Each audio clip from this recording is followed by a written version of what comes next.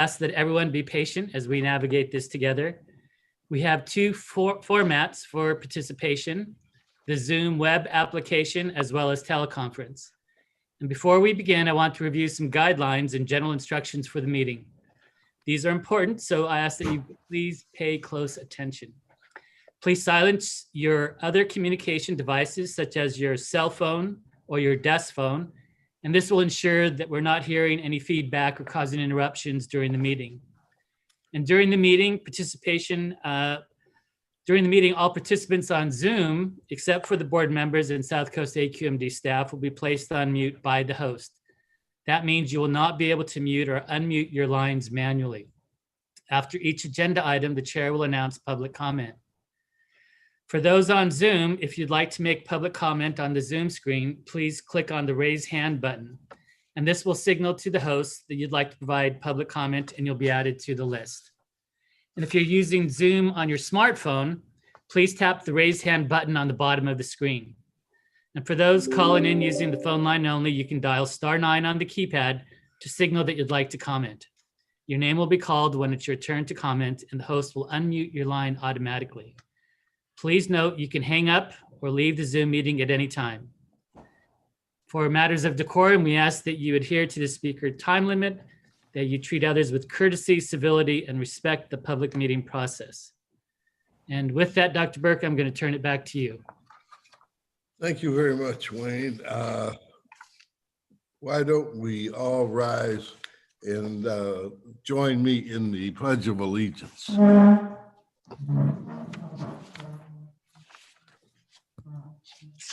I pledge allegiance to the flag of the United States of America and to the republic for which it stands, one nation, under God, indivisible, with liberty and justice for all.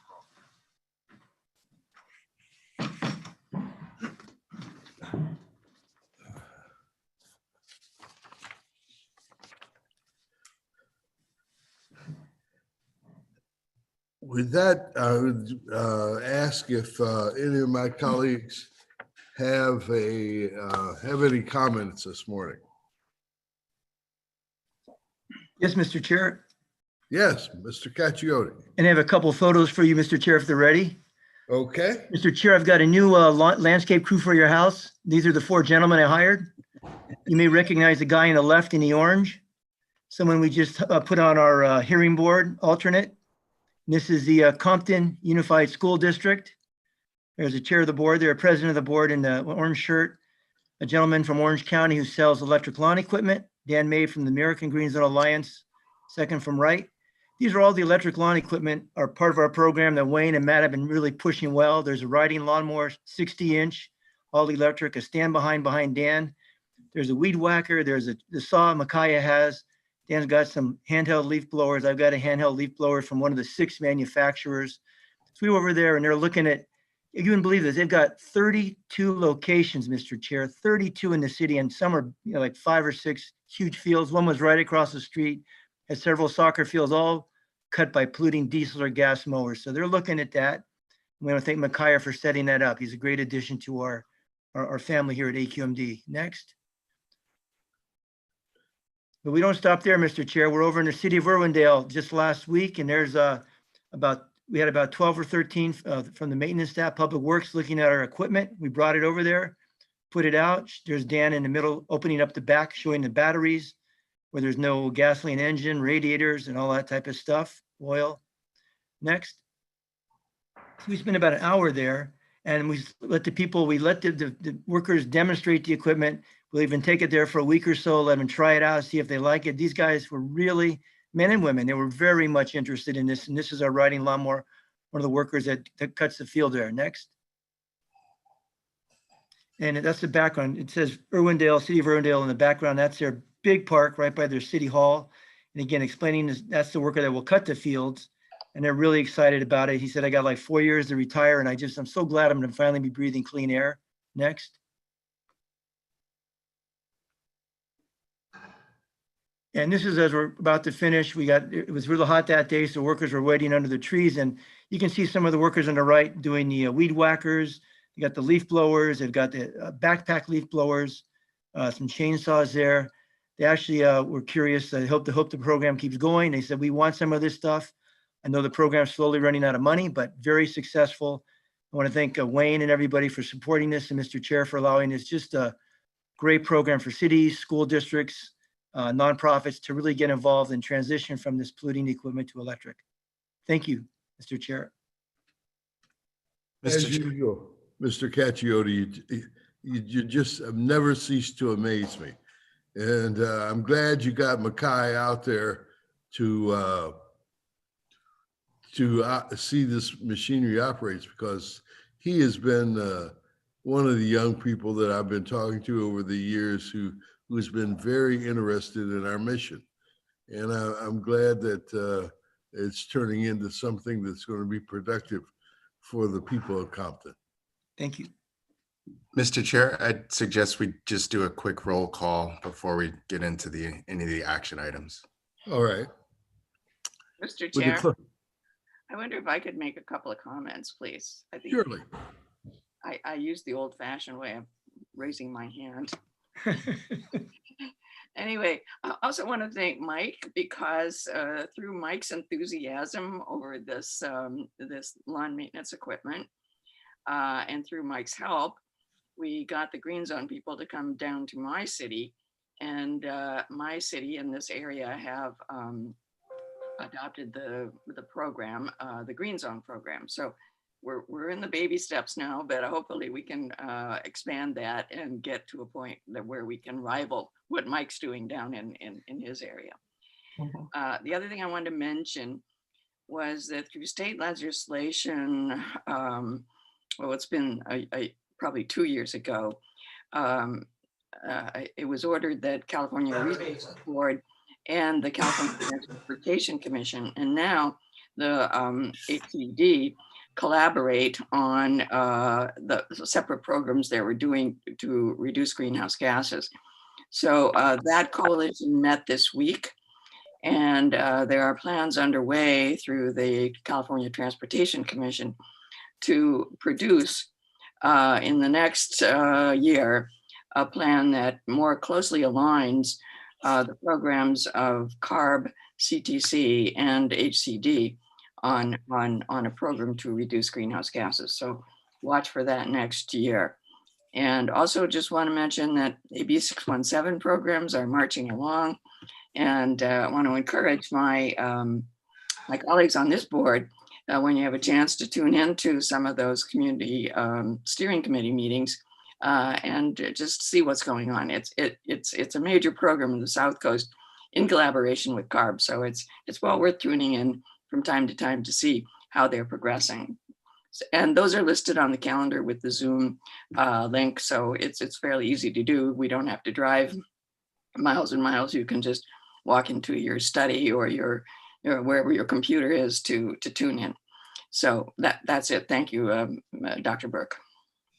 Thank you for that. I got more information from you about that meeting than I did from my household member of that commission. You know, she didn't tell me a thing. Mr. Burke, Dr. Burke, Yes, after sir. the roll call, I have some comments. Okay. Would the clerk please call the roll? Supervisor Barger. Supervisor Bartlett. Here. Councilmember Buscaino. Here. Councilmember Cacchiotti. Here. Senator Delgado. Here. Board Member Krakoff. Here. Mayor McAllen. Here, Councilmember Mitchell. Here. Supervisor Perez. Councilmember Rodriguez. Here. Supervisor Rutherford. Here. Vice Chair Benoit. Here. Chairman Burke. Here. Thank you. Okay, Mayor McCallum? thank you, Dr. Burke. CARB is moving forward with its mobile source strategies, and as proposed, it seems to fall short of what is needed for the district's efforts to meet the 2023 attainment goals. I question whether CARB is on track to meet its 2016 AQMP mobile source SIP commitments. The 2016 AQMP relies heavily upon CARB's commitments to mobile source reductions based on CARB's 2016 mobile source strategy, including incentive or other programs for over 151,000 near zero emission trucks by 2023. SB 44 required that CARB's 2020 mobile source strategy update the state's board's 2016 mobile source strategy to include a comprehensive strategy for the deployment of medium duty and heavy duty vehicles to meet federal ambient air quality standards and reduce greenhouse gas emissions. The 2020 mobile source strategy fails to meet the SB 44 requirements, and it needs to be revised to ensure that CARB meets its 2016 mobile source strategy SIP commitments to South Coast residents.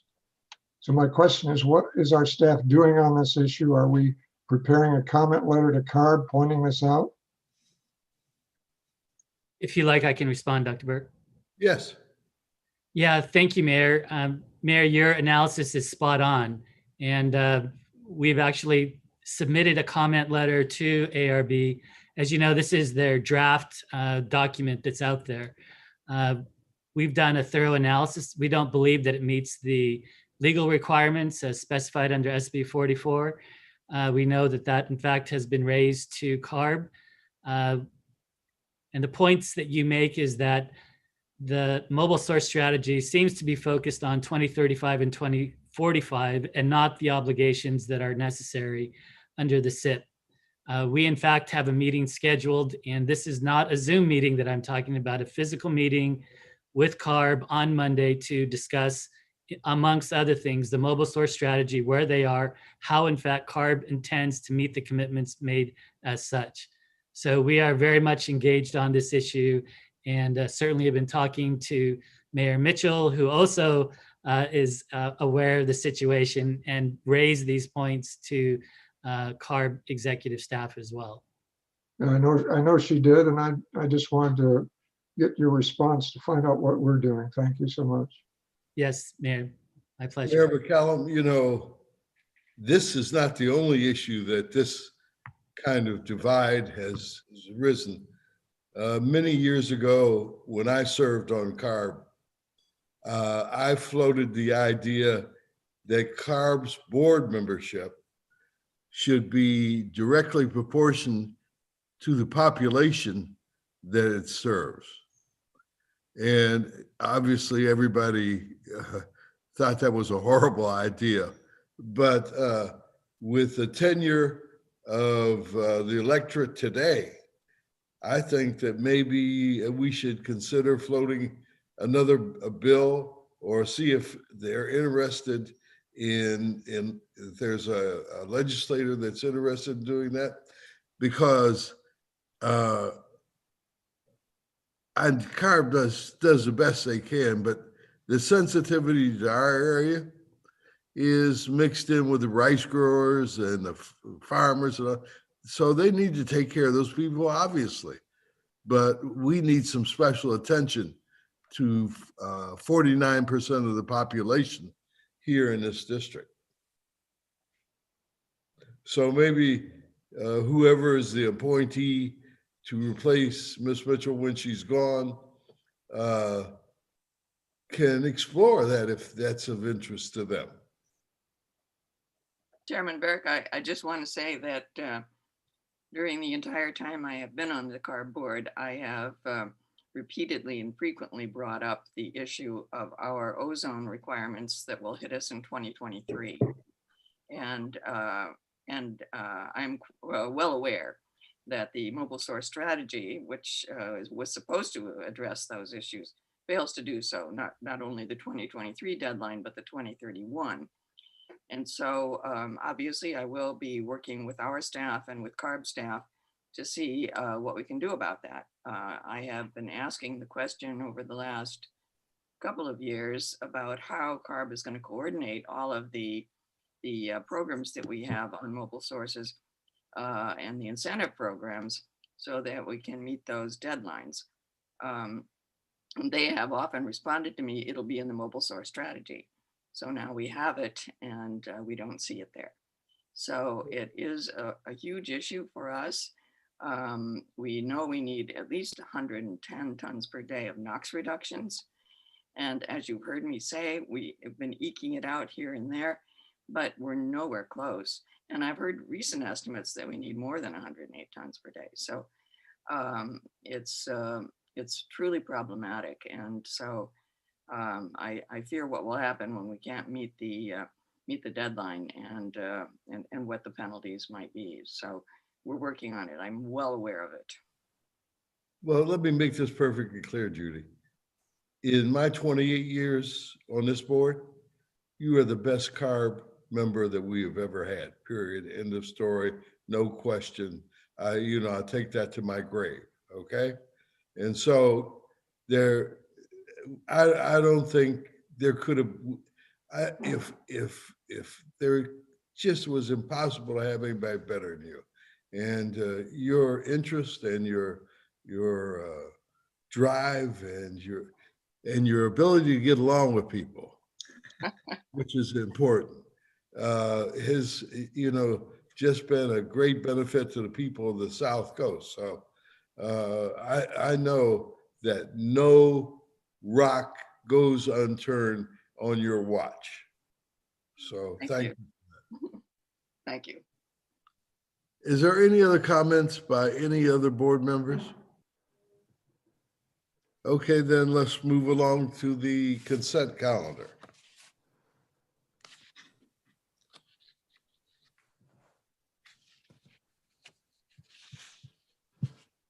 Dr. Burke, I need to recuse Items myself. 1 through 7, Oh. 9, 10, 15. Dr. Burke, I think Mayor Mitchell was, Yes, I need to announce, and Bay, is it items 4 and 5? yes.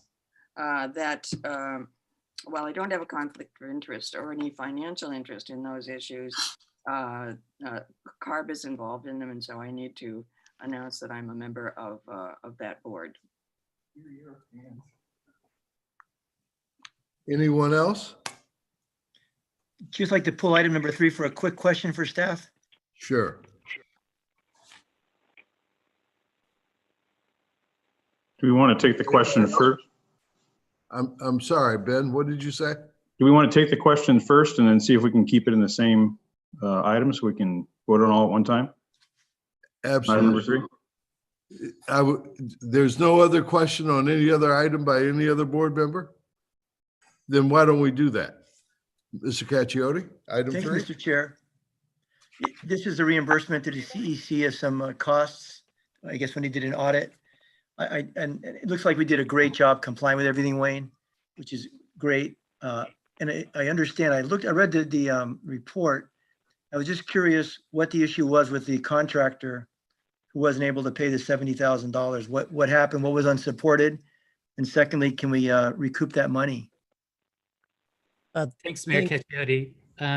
I'll take a first stab at it, and then I'll let Dr. Miyasato fill in the blanks. But as you know, we manage numerous projects. This particular audit involved one where we had the main issue was when they came in, they wanted to look at the burden rate and the justification of that rate. And this is all done after the fact when they agreed to a specific rate. And I'm going to let Dr. Miyasato sort of explain the difference because we started with Cummins and then they ended up moving it to Cummins Westport. There were differences in the burden rate. And then when we looked at another company, one of the smaller contractors, they just aren't in the financial wherewithal in order to recover those funds. But Dr. Miyasato can fully explain this. Matt. Yeah, thank you, Councilmember. The issue was these are legacy contracts. They're fairly old. That is no excuse, however. One of the contracts moved from Cummins proper, the large diesel engine manufacturer, to their joint venture, Cummins Westport. Okay. It's a completely different profit and loss center, but when it transferred to that company, they maintained the same indirect overhead rate, which was inaccurate. So they took the Cummins overhead rate and they transferred it to the new project. Subsequently, the Energy Commission determined that they were using the wrong rate. We went back to them and they agreed they were using the wrong rate and they paid us back. So that is part of the funds that we were returning to CEC. The other issue is their smaller company essentially charged the inappropriate amounts. That's at Small Hydrogen Frontiers. That company is a one-man shop and they're essentially going to go out of business. And so rather than waiting for bankruptcy and liens and whatnot, we are suggesting that we just pay the Energy Commission back, but then pursue trying to get the $70,000 back from the company. We are relying on our legal staff to make that estimation because it may be that we are the third or fourth in line. So it may not bear fruit, but we're continuing to monitoring that. Thanks for the explanation. I'm happy. Thank you. So would you like to make a motion on the consent calendar, Mr. Caccione? Move approval, Mr. Chair. Thank you. Patil, second. We do have public comment from Harvey Etter, and then also there's a Carlos Rodriguez on the attendee side. I believe that is our board member, Carlos, but he has a second invite. We can go ahead and take comment from Harvey Etter. No, I'd rather take comment from Carlos if he. I believe Carlos is, I believe it's just a second extra hand, but.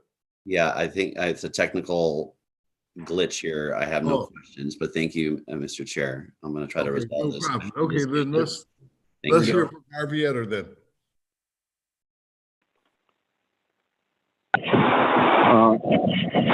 Hello, am I being heard?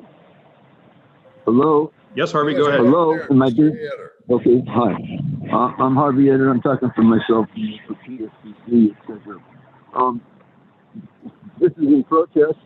I went to the calendar, tried to get into the meeting. There was no, as there was for several months, there was no Zoom code or Zoom phone number. And I had to call into number 222 technical support to get that. I came in late and did not know what's on the agenda, did not have the agenda on there as either, okay?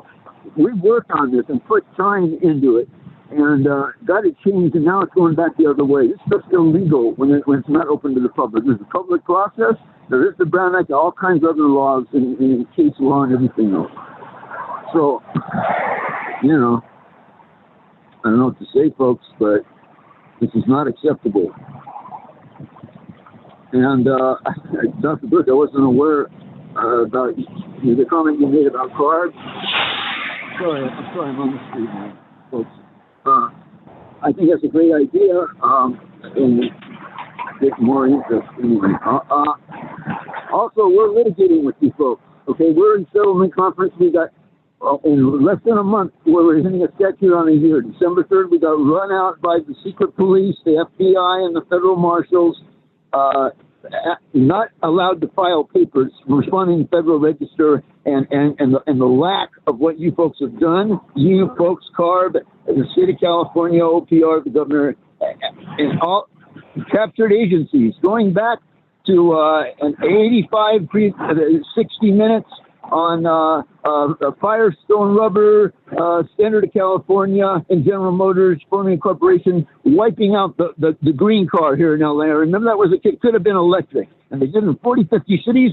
The Justice Department sued them. The vice president's got $1 fine. That's our fine capitalist system. It's not supposed to work that way. We got to change things now. There's a systemic problem. It's so bad, and it's in the record. And we're trying to get exculpatory evidence from Barsky, and he will not send it to us. This is criminal. This is RICO. You got blood on your hands. All of us do.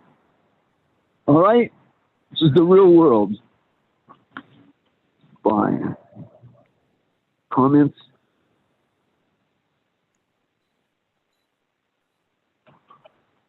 Thank you for your comments, Harvey.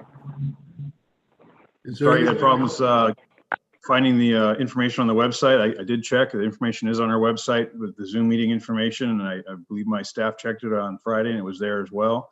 So I'm not sure why you had trouble with the website, but all that information you're asking for was there. I do see a Carlos Rodriguez with a hand raised, so maybe this is a second Carlos Rodriguez in the attendee side. We can go ahead and unmute him and see if there's another comment. There's only one Carlos Rodriguez, a legendary Carlos Rodriguez. You're too kind. For the record, right. They write movies. Is this you, Carlos, or? I apologize for the virtual Carlos Rodriguez on the attendee side, but it's He writes Western movies about him. The glitch. Is that you have it? a comment, Carlos? Again, no comment. Thank you. That hand keeps getting raised, so I feel like I have to call on it. But I'll just interject if I need to. Ignore the hand, please. Okay. Okay, that concludes the testimony on the consent calendar. I will accept a motion on consent calendar. Mr. Caccione. Yes, I moved approval. I'll second.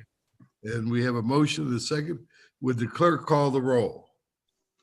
Supervisor Barger, Supervisor Bartlett, Yes.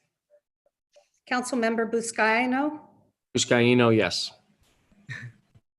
Councilmember Caccione, Yes. Senator Delgado, Yes. Board Member Krakoff, Yes. Mayor McCallan, Yes. Councilmember Mitchell, Yes. Supervisor Perez, Councilmember Rodriguez, Yes. Supervisor Rutherford, Talking to the other one. Rutherford, yes. Vice Chairman Benoit, Yes. Chairman Burke. Yes. Motion passes 11-0, 2 members absent. Okay, moving on to item 17 through 23. Is there any comment or question by the board? Mr. Chair, Yes. I'd simply like to note on board calendar item 18 for the legislative committee, I'd like to reiterate my opposition to HR 7822, please. All right. For the record, Ms. Rutherford has registered her opposition to that item. Hearing that, may I get a motion on the other items? I do have a call-in user with their hand raised for comments. Okay, let's get to the.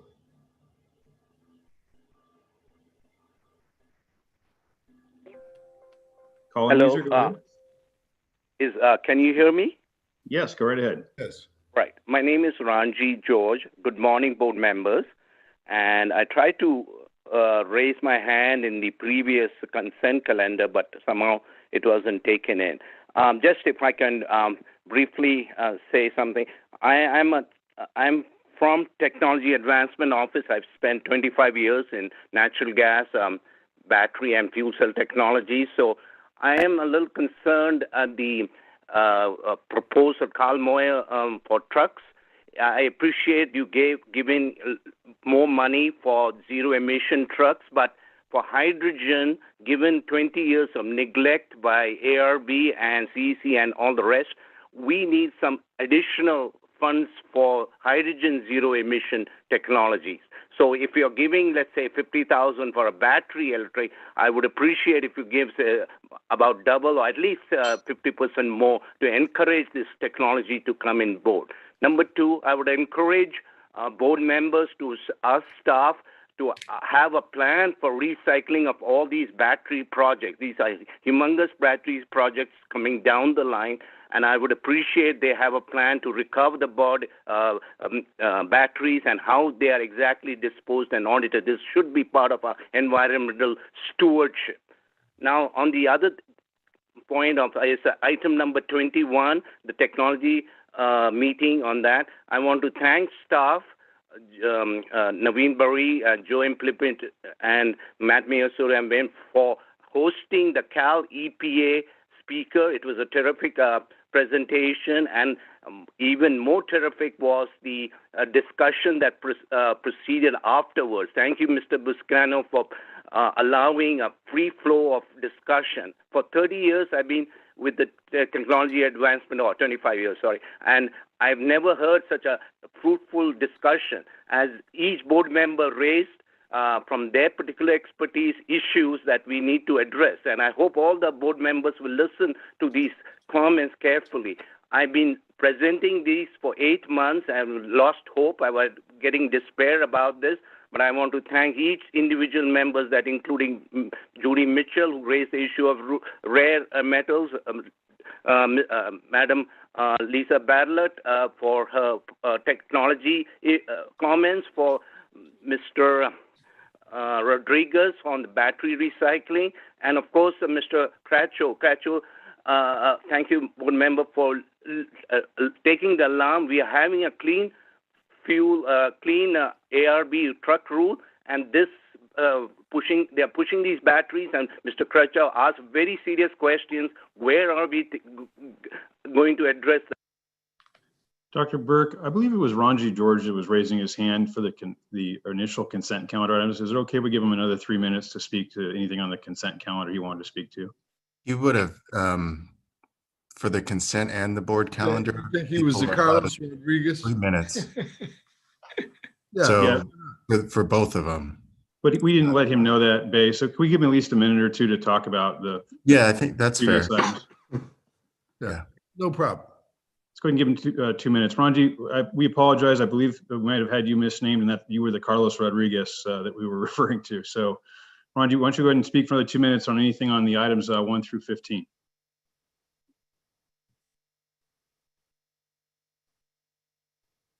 Staff. There we go. Can you hear me? Yes. First of all, Mr. Rodriguez is a lot more handsome than I am, so he couldn't miss me. Thank you for letting me speak. I am just wanted to thank each board member who participated in the technology advancement presentation. This has to be a very important element of the whole battery push. Now, Mr. Biden has supported climate change. I'm 100% behind that. But he made a comment, 50,000 charging stations, which is on one side encouraging, but disappointing. There was no mention of fuel cell filling stations. We need 5,000, at least out of that 10%, if not more, fueling stations, hydrogen fueling for trucks, for especially light duty cars. So I urge you, if you have any connection to Mr. Biden, to support equal and favorable treatment of fuel cell technologies and battery technologies. We need both, and I would urge you, board members, to continue your stewardship in asking the battery recycling issues, to raise that. And also what Ms. Mitchell said about rare earth. As you know, China totally dominates the rare earth metal. They have 85% of rare, and they have very powerful incentives to keep that domination because they are much ahead than us in battery vehicles. So we may enter into a conflict, unfortunately, with China on this. So it's very important, the recycling and probably transition away from battery to fuel cell, because fuel cells don't use as much rare metal earth too. So for several reasons, I urge the board members to put greater emphasis on fuel cell technology. Thank you, Mr. Benoit, for letting me speak an extra 2 minutes. Thank you, the board member. Thank you, Ranji. That's all the comments I have, Dr. Burke. Okay, then we will accept a motion on the balance of the Move approval. Mitchell. Sorry. What numbers? Did we get a motion and a second? It was kind of garbled there. Michael Cacciati, motion approval. Okay, Mitchell, second. okay. Well, Board Member Krakow, what numbers are we voting on here? We're on 17 through 25. So we're not getting. No, 23. 17, 23. Excuse me, 23. Thank you. Okay, I have a question. Yes, Supervisor. Thank you. So relative to number 18, I know that we're looking at the fence line monitoring. Would it be more appropriate on the HR 7822 to take a position of, we're seeking amendments, to take a position of oppose unless amended as opposed to support with amendments? I was wondering if we can get some background of what happened during the committee meeting on this. Sure. Ron, can you have Lisa Tanaka unmute her and let her address that?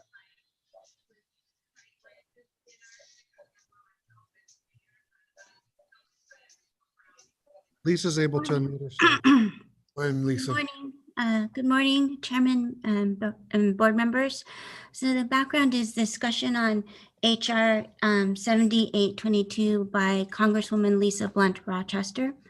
And the Congresswoman introduced this bill as a discussion document. So her goal was to introduce it in the 116th Congress and seek input from entities such as South Coast AQMD. She's also working with NACA, environmental organizations, and industry. And her goal is to craft a better bill. So she is open to receiving our feedback, and her staff have already extended that offer. There are definitely some technical issues with the bill, and we need to ensure that it respects agencies such as South Coast AQMD and the state's authority with regard to air pollution control and regulations. So that's a little bit of the background, but the Congresswoman recognizes there are issues with the bill and wholeheartedly would like to work with our agency.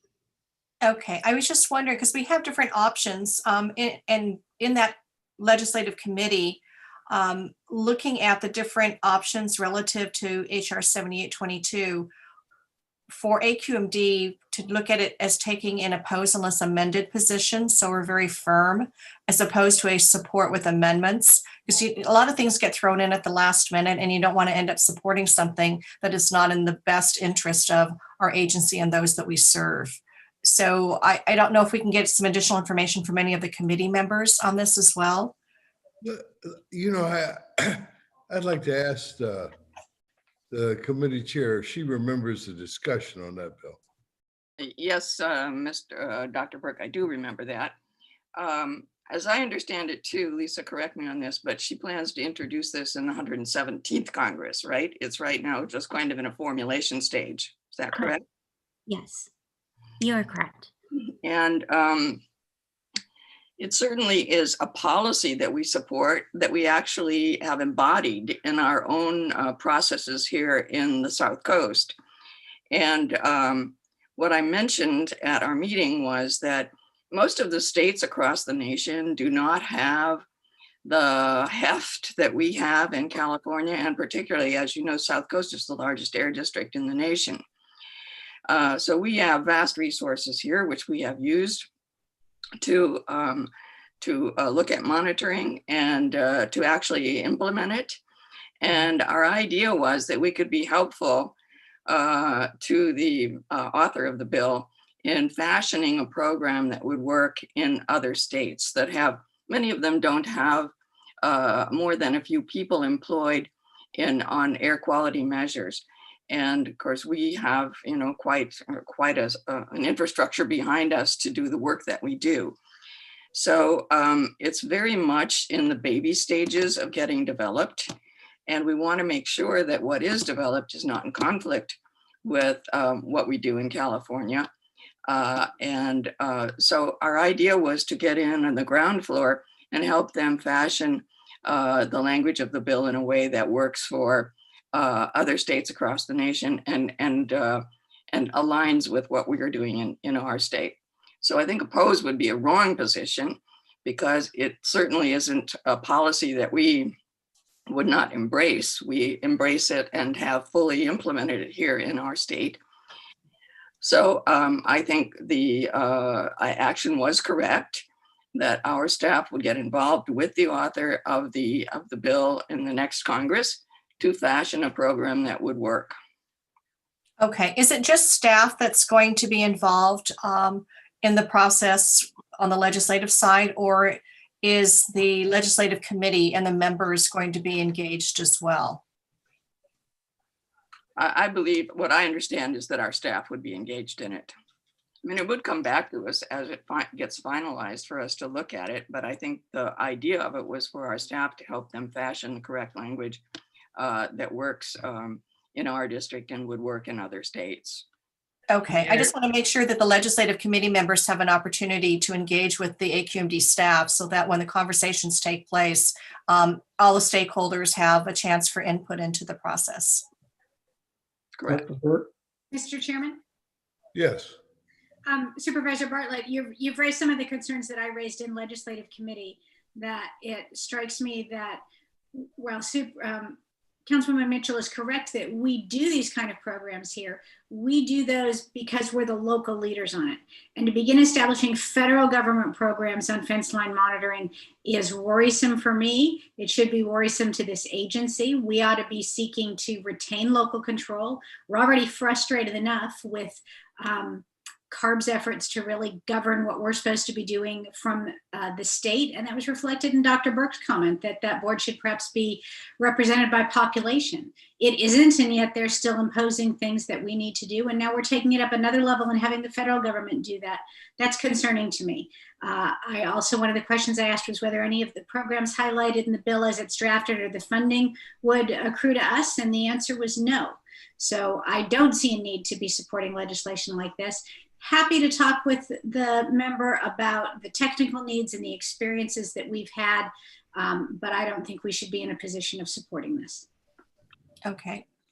All right, thank you. I appreciate your input into the process here. And that's why I think it's so important that as we move forward relative to HR 7822, that we have the full impact and input from the legislative committee through this process and working in conjunction with our AQMD staff. So we've got everyone's input as stakeholders on this item, because I think it is concerning when things come down from the federal level. That is another layer of kind of bureaucracy and things that we have to be compliant with at the local level here. And our AQMD staff is great. They do a great job. But that's why we have a legislative committee. And I think the legislative committee really needs to have the full force and impact along with our AQMD staff into this process. Thank you. Thank you, Supervisor. I happen to agree with you 100% on that.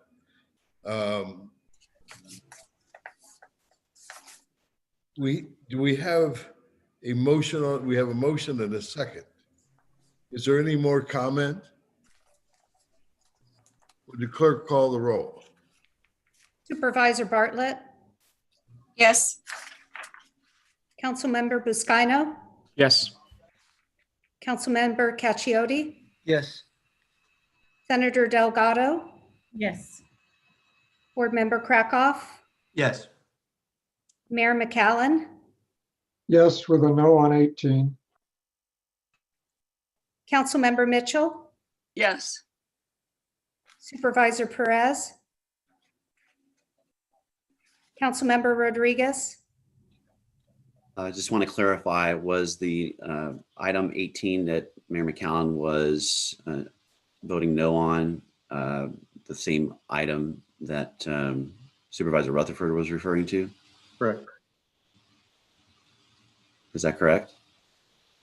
Then also yes with the no on 18. Supervisor Rutherford, Yes, but no on 18.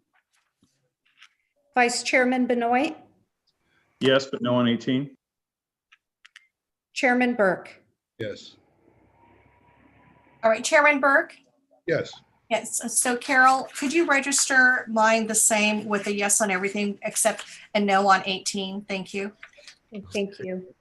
To clarify, is the no on 18 solely with respect to the recommendation for HR 7822 while still approving the rest of the legislative committee? I think that's. Yes. Yes. Yeah. Yes. Yes. Yes. Thank you. Yes. Thank you, Bay. Okay, motion passes 11 to absent. Well, Except. And perhaps if we bifurcate the vote to make it easier on the clerk. I'm trying to figure out how to do this. Anybody? We need to reframe the motion. Yeah, what we could do is, I think bifurcating it with 17 through 23, except for the recommendation Yes. on HR 7822. Okay, that's good. So we would just need a motion and a second to do that. I would move to reconsider. Second. Second. Would the clerk call the roll on the reconsideration? Supervisor Bartlett, Yes. Councilmember Buscaino, Yes. Councilmember Cacchiotti, Yes. Senator Delgado, Sorry, yes. Board Member Krakoff, Yes. Mayor McCallan, Yes. Councilmember Mitchell, Yes. Supervisor Perez, Councilmember Rodriguez, Yes. Supervisor Rutherford, Yes. Vice Chairman Benoit, Yes. Chairman Burke. Yes. Motion passes 11-0, 2 absent. Okay, now, the new motion is,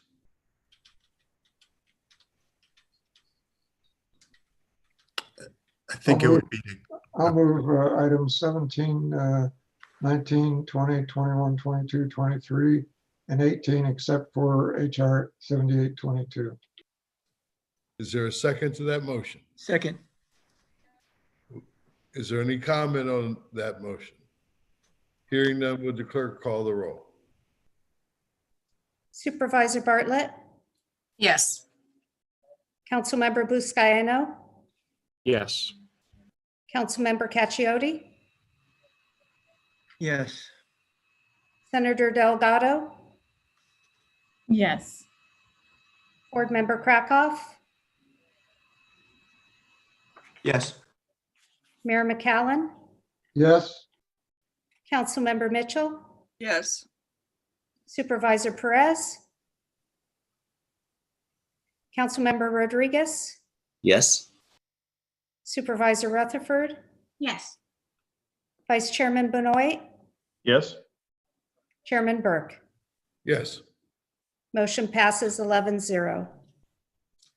Then we have to take 18, right? just the recommendation item on HR 7822, I believe. Is there a motion on that item? I move approval of the committee recommendation on the HR, what was the name of it, 2788? 78. I'll second. We have a motion and a second. Is there any comment by any further comment by my colleagues? Hearing none, would the clerk call the roll on that? Supervisor Bartlett, No. Councilmember Buscaino, Yes. Councilmember Cacchiotti, Yes. Senator Delgado, Yes. Board Member Krakoff, Yes. Mayor McCallum, No. Councilmember Mitchell, Yes. Councilmember Rodriguez, No. Supervisor Rutherford, No. Vice Chairman Benoit, No. Chairman Burke. Yes. Wow. That's close. What was the vote? This is high math we're doing here, so give us a minute, The motion does not pass. 6 noes, 5 yeses, 2 absent. Okay. Are you sure? I thought it was the other way around. I think it's the other way around. Yeah, I think so too. Right. The motion was to accept the committee's recommendation? Yes. Yes. But it fails without a 7th vote. That's right. No, it didn't meet the threshold. So generally when an item like that fails to get an up or down vote, it continues. It comes back to next month. Yeah. We know that. Okay. Perhaps if the legislative committee could come up with any other language besides support with amendments and come back to us with that. And hopefully next month we have a different outcome. Did we get a clarification on the vote? It was 6 yeses and 5 noes. And without the 7th vote, it doesn't pass. Okay. And Then- then in response to the vice chair's suggestion, we will look at what we can do and discuss it with the committee and the committee chair. Okay. Item 24. That's Ms. Mhm. Wynot. Good morning, Dr. Burke and members of the board. I'm pleased to give the monthly update. We're pretty much sliding along without major changes, but I'll go through and highlight. We'll skip right to slide 3 and start with the monthly metrics. So we look at the most recent data available for the month and compare it to the previous year. The refinery throughput activity is down compared to the previous year, but I wanted to note that the number here for September, the 38 million barrels of crude oil input, is within the range that we've seen, which has been 32 to 42 since the beginning of the pandemic. The ports continue to have another record month. They're continuing to do well. And this number here for September for the port throughput is the same as what we saw the previous month. Statewide unemployment continues to improve. Last month it was 11.6. It slowed down a little bit in the rate of improvement. And I wanted to give you a reference point. July, the unemployment was about 15.5%. So we've made significant gains there. So next we'll go to slide 4 and we'll go to the metrics for the year to date. The overall GDP, it's about the same as it was last month. It's improved just a little bit. So we're fairly close tracking to the year from last year.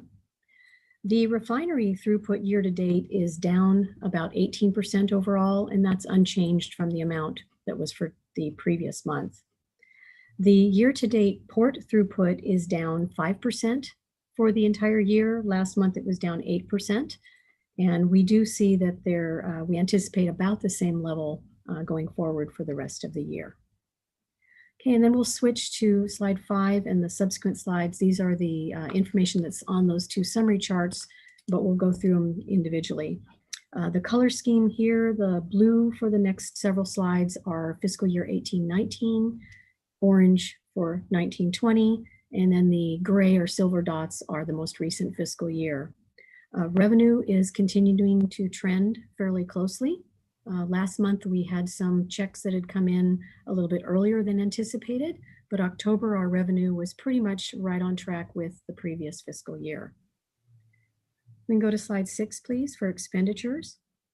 They're also tracking fairly well. We're being extremely careful in all of our expenditures, and you can see October was quite a bit low compared to the previous 2 fiscal years, but a lot of the variation in this chart really has to do with the timing of the pay periods. So overall, we're being very conservative and watching our spending. So we'll continue to keep an eye on that. We can go to the next slide. It summarizes our staffing levels. We continue to have about the same vacancy rate as last month. We are starting to do recruitment for key positions. We have about 16 or so positions that we're starting to fill. And we'd like to thank Supervisor Rutherford for meeting with our executive staff here and arranging a meeting with SB Sarah. We're very pleased that SB Sarah did not make any major changes to our retirement system.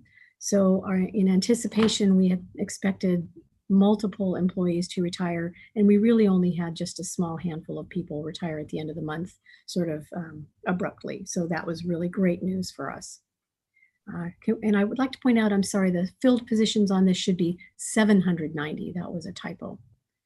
On slide 8, please. This slide shows the emissions trends. These are NOx emissions from continuous emission monitors at our major sources that are in reclaim.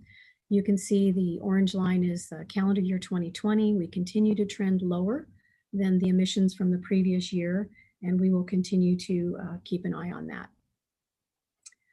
Slide 9. I'm very happy to report for permit applications received. October looks very close to the incoming amount that we received a year ago in October.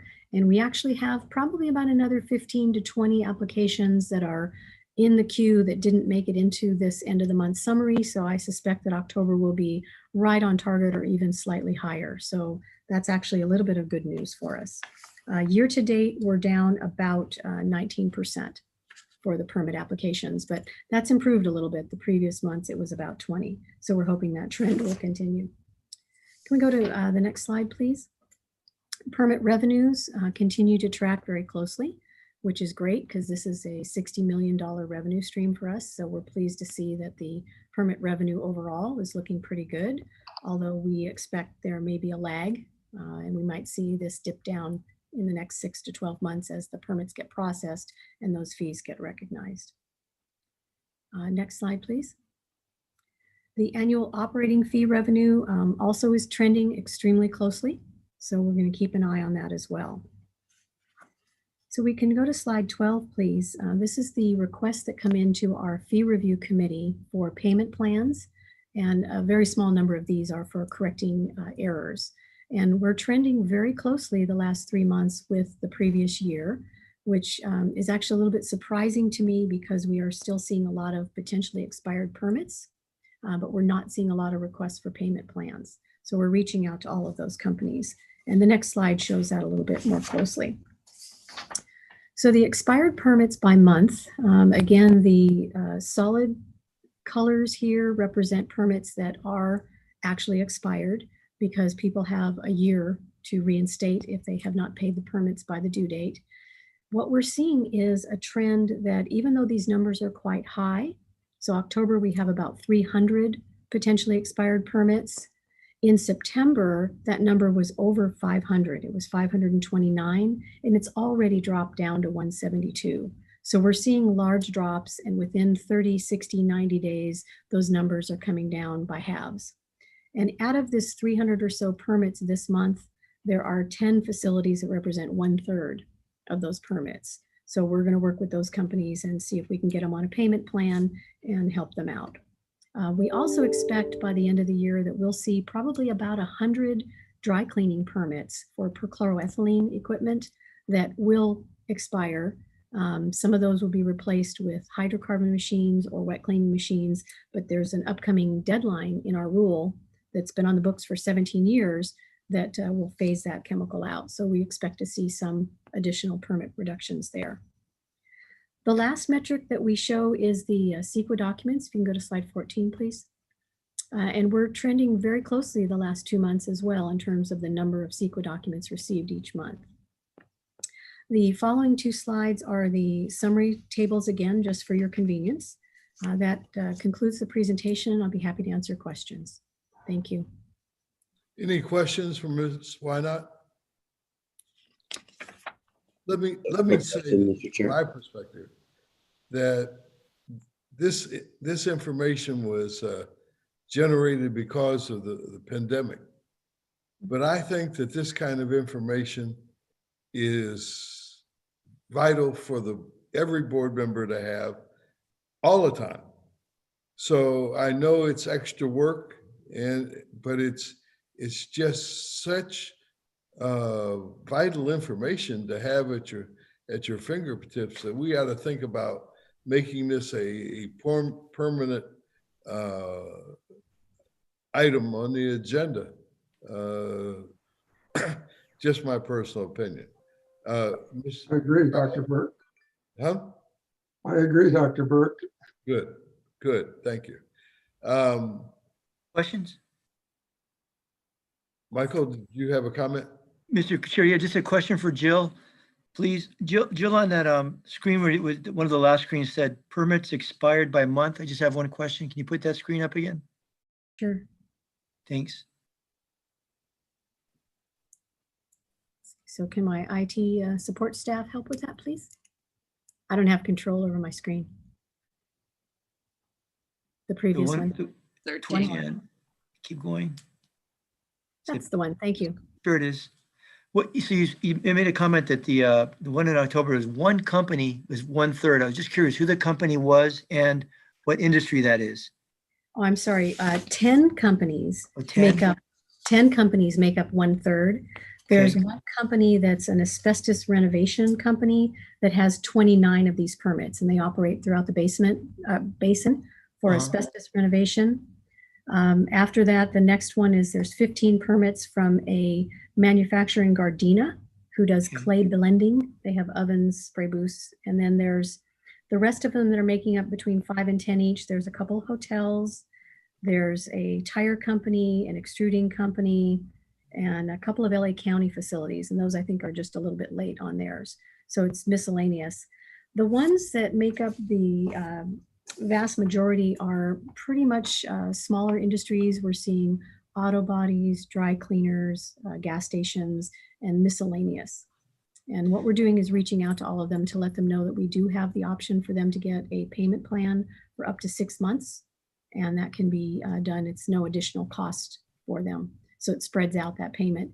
And the renewal fees are generally very low. For some of these smaller businesses, per permit, it's only a couple $100s. So we can make it as easy as possible for them.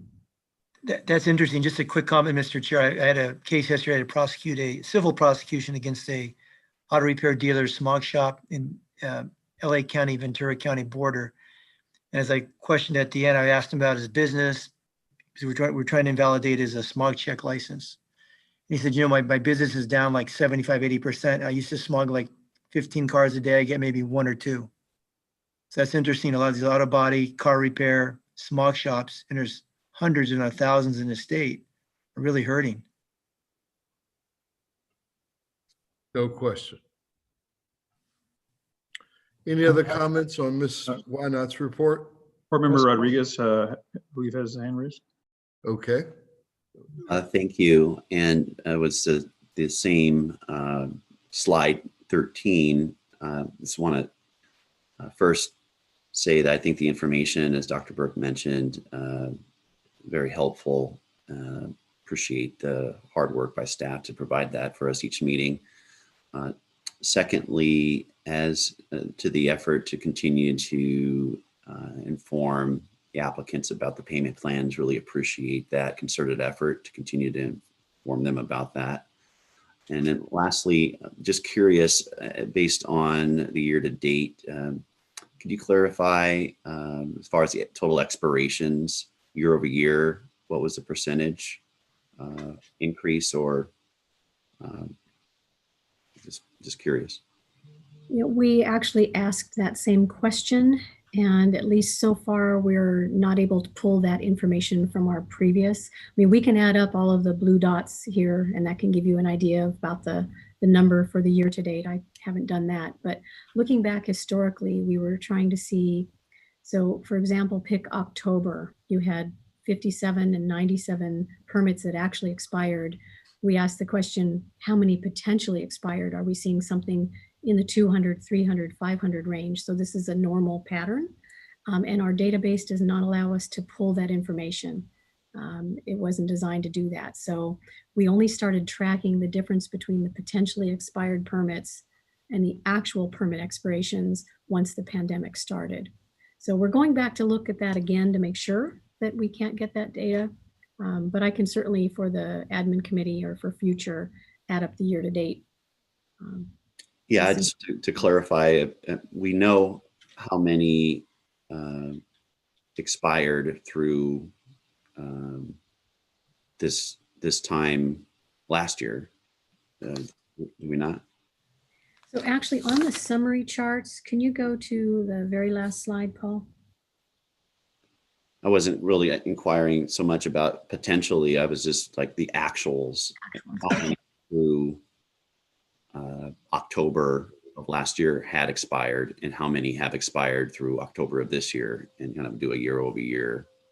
I thought we would know actual expirations. Okay, so if I'm putting on a spot, that's okay. Maybe we can get that at another time. Thank you. But isn't that impacted, that number and percentage, Jill, by the dry cleaning rule, which phases out some permits? It will, and it's probably going to be about 400 or so this year. So so the number is going to go down no matter what. Yes. And half of Councilman Rodriguez's question can be answered if you look at the third row from the bottom here, year-to-date expired permits from January to October 2019, there were 634. And so that is the actual number of permits that expired. And we're more than about twice that, a little bit more than twice that for potentially expired for January to October this year, although we expect that number will come down. It's just a matter of about how much. Okay. So we'll look into that question and see if there's anything else we can do to better answer that for you. Thank you. Dr. Burke, you brought up the question I was going to ask about dry cleaners. I know they're the PERC machines are phasing out, so those permits will not be entering into the system. So how many, you said 400 are dry cleaner related? About 400 about a year ago, and currently there's only about 120. And staff has done extensive outreach to them. We are working with the Korean Dry Cleaning and Laundries Association to explain to them that they can go to the hearing board to seek a variance. We're not sure they're going to be able to make the findings. This equipment has a typical life of 10 to 12 years, and the equipment that is now being replaced is 17 or more years old. We've done outreach a number of times to the industry to make sure that they're aware of it. Of course, COVID hit, and many of them now are having difficulty financially. But we're working with the industry to try and make the transition as easy as possible for them. Thank you. My son's business is down about half of what it was pre-COVID. However, the phase out of the PERC machines is supposed to be when? By December 31, 2020. Okay, thank you. Any further questions on this item? Thank you very much, Ms. Wynot. You're welcome. Dr. Burke, just so you know, we do have two people that want to make public comment, but it's Harvey Heder and Ranjit George. My thought is that we go ahead and take the next presentation and then give them 3 minutes to speak to both 24 and 25. Okay. Item 25.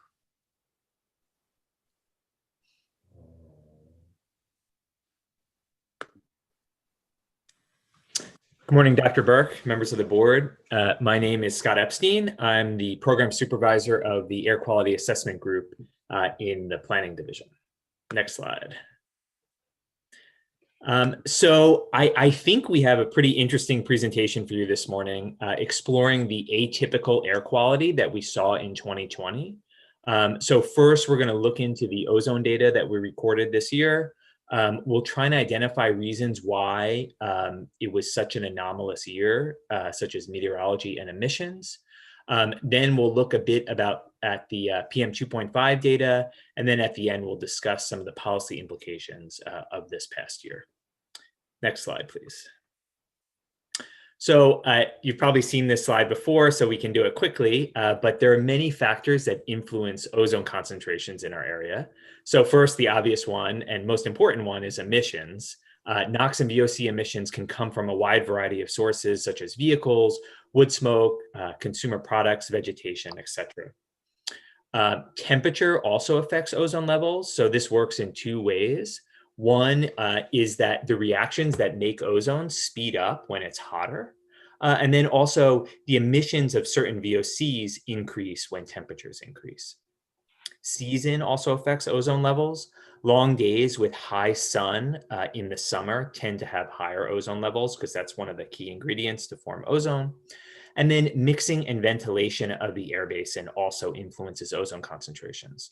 So it's common to get an inversion layer in our area. So typically air is heated at the surface, warm air rises, just like when you heat up a hot air balloon, and then that mixes with the upper atmosphere. However, when you have an inversion, you get a layer of cool air trapped at the surface and cool air sinks, so you don't get mixing, much like a hot air balloon that's not hot. And then also horizontal winds influence ozone concentration. So when you have high winds, you can ventilate the basin much better. Next slide, please. So this plot shows the maximum air quality index value in the South Coast Air Basin on every single day since January 1st, 2010. There's a lot of data points here. So the AQI colors in the plot are defined at the bottom. So just for reference, unhealthy for sensitive groups, unhealthy, very unhealthy, and hazardous all exceed the federal standard. So from this plot, you can see this pattern where we have lower ozone kind of between late fall and early spring. However, if you look down at the last row, that's the 2020 season. And the 2020 ozone season started early with a heat wave that we had in late April, you may remember. And it's continued well into October. There have actually been several additional exceedances recorded since this plot was generated. Next slide, please. So now what we can do is we can look at this same data, but in a different way. So we kind of aggregate things by month. So first, if you look at the bottom plot, so this is 2020. This is the number of exceedance days by AQI color for each month in 2020.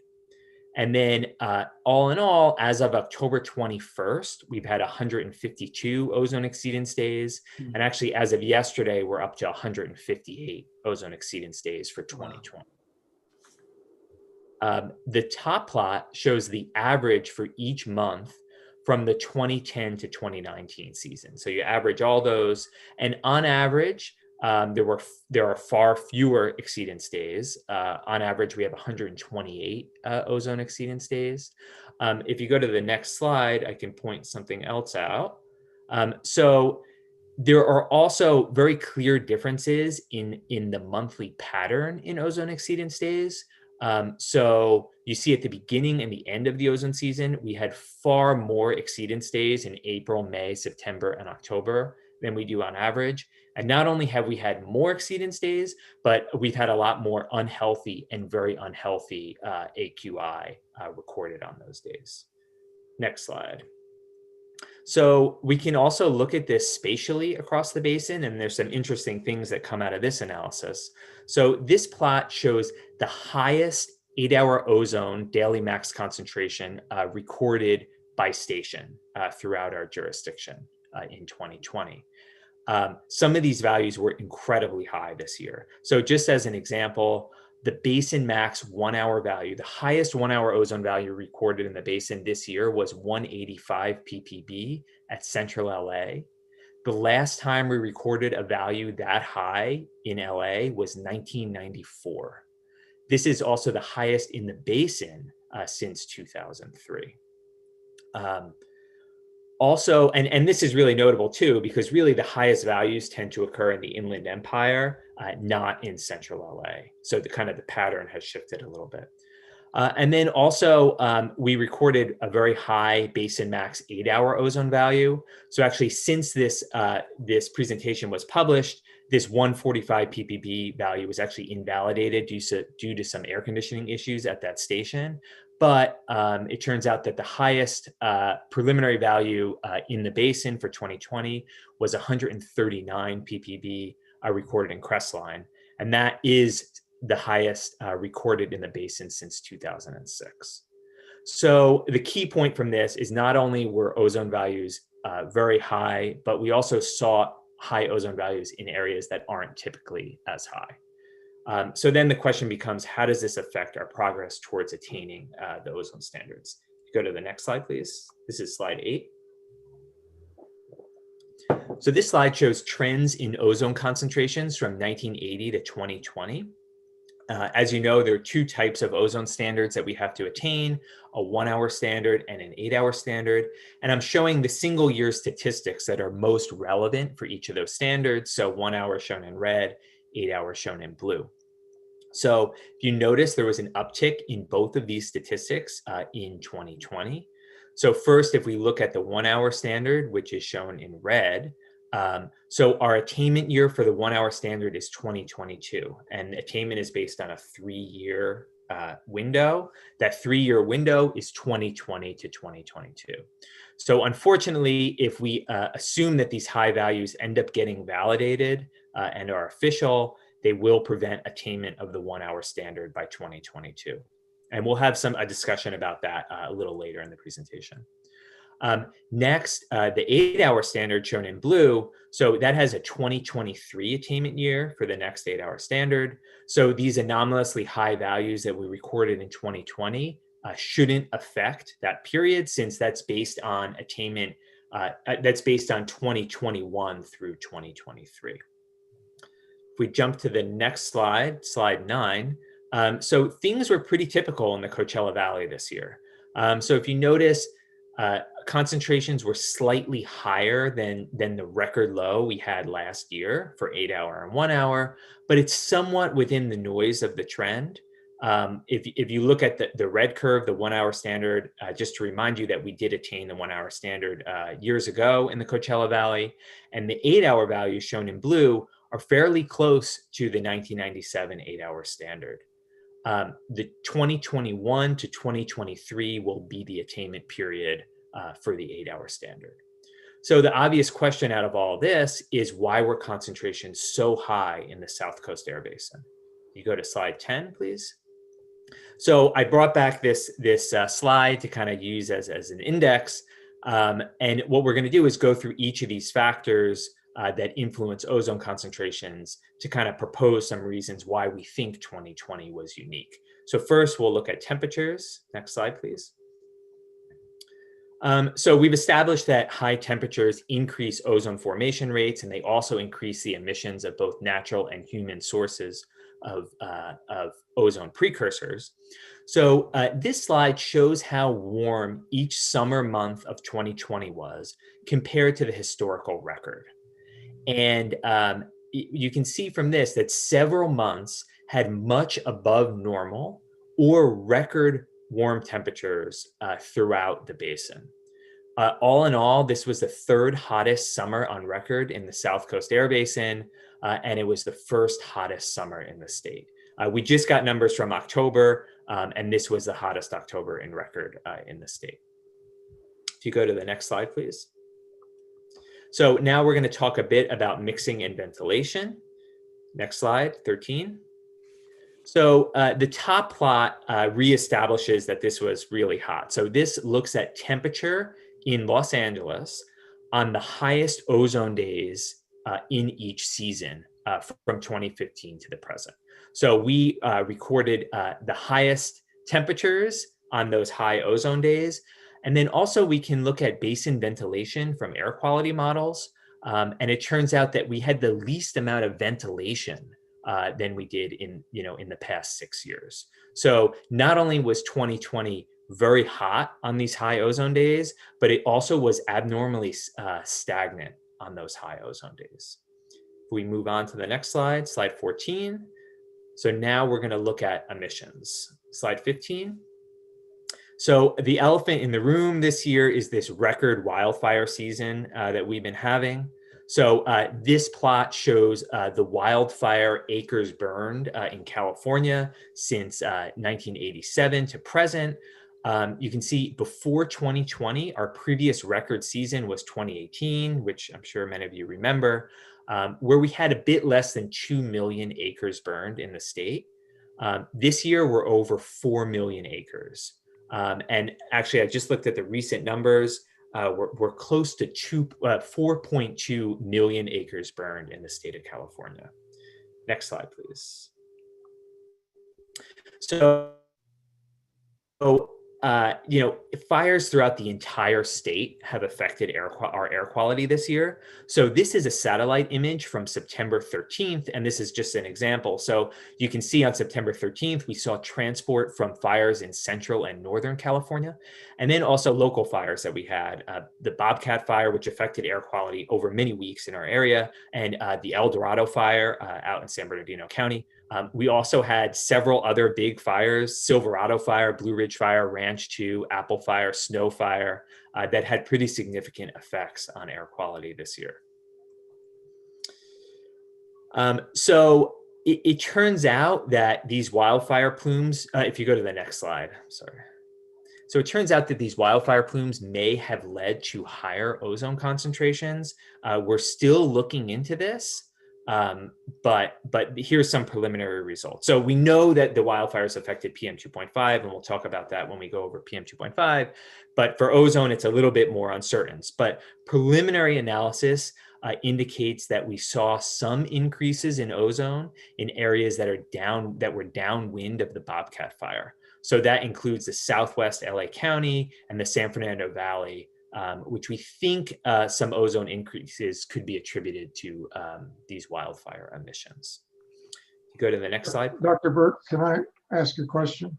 Absolutely. Make a comment. Can you go back to the last slide? Both fires started on September 5 and 6.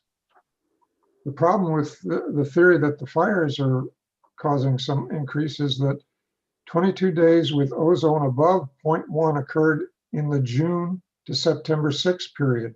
Only 6 days over 0.1 ozone occurred from September 7th to the end of October. Yep. Yeah, that's a great point, Mayor McCallum. So this is, I'm kind of going over some reasons why we did see higher ozone this year, and none of these reasons explain the whole picture. So they can explain certain periods. But what we did for this analysis was we looked at the top 10 ozone days and found that if you see on the west side of the basin, we did see some increases above what we would expect on those top 10 ozone days. So, and as you know, we're concerned about the number of exceedances in a year, but really for the standard looks at the 99th percentile day, which is the fourth highest. So really that upper edge of the ozone days really drives attainment, essentially. So yeah, so you're right. So there were many factors. Wildfires happens to be one of them. They didn't affect the whole season. We didn't have smoke over the entire season, but during the periods where we did have smoke, preliminarily, we think that ozone was a bit higher during those periods. On that slide, is there a reason, or is there going to be any reference to the Blue Ridge fire as to the information that, or is that still being too early to consider? Yeah, so this presentation was generated and published before the Blue Ridge fire happened. So we haven't yet included that in the analysis. So it's possible it did affect ozone more in the Orange County area. However, since it was a little later in the year, values tend to be not as high during these periods because the sun is lower in the sky.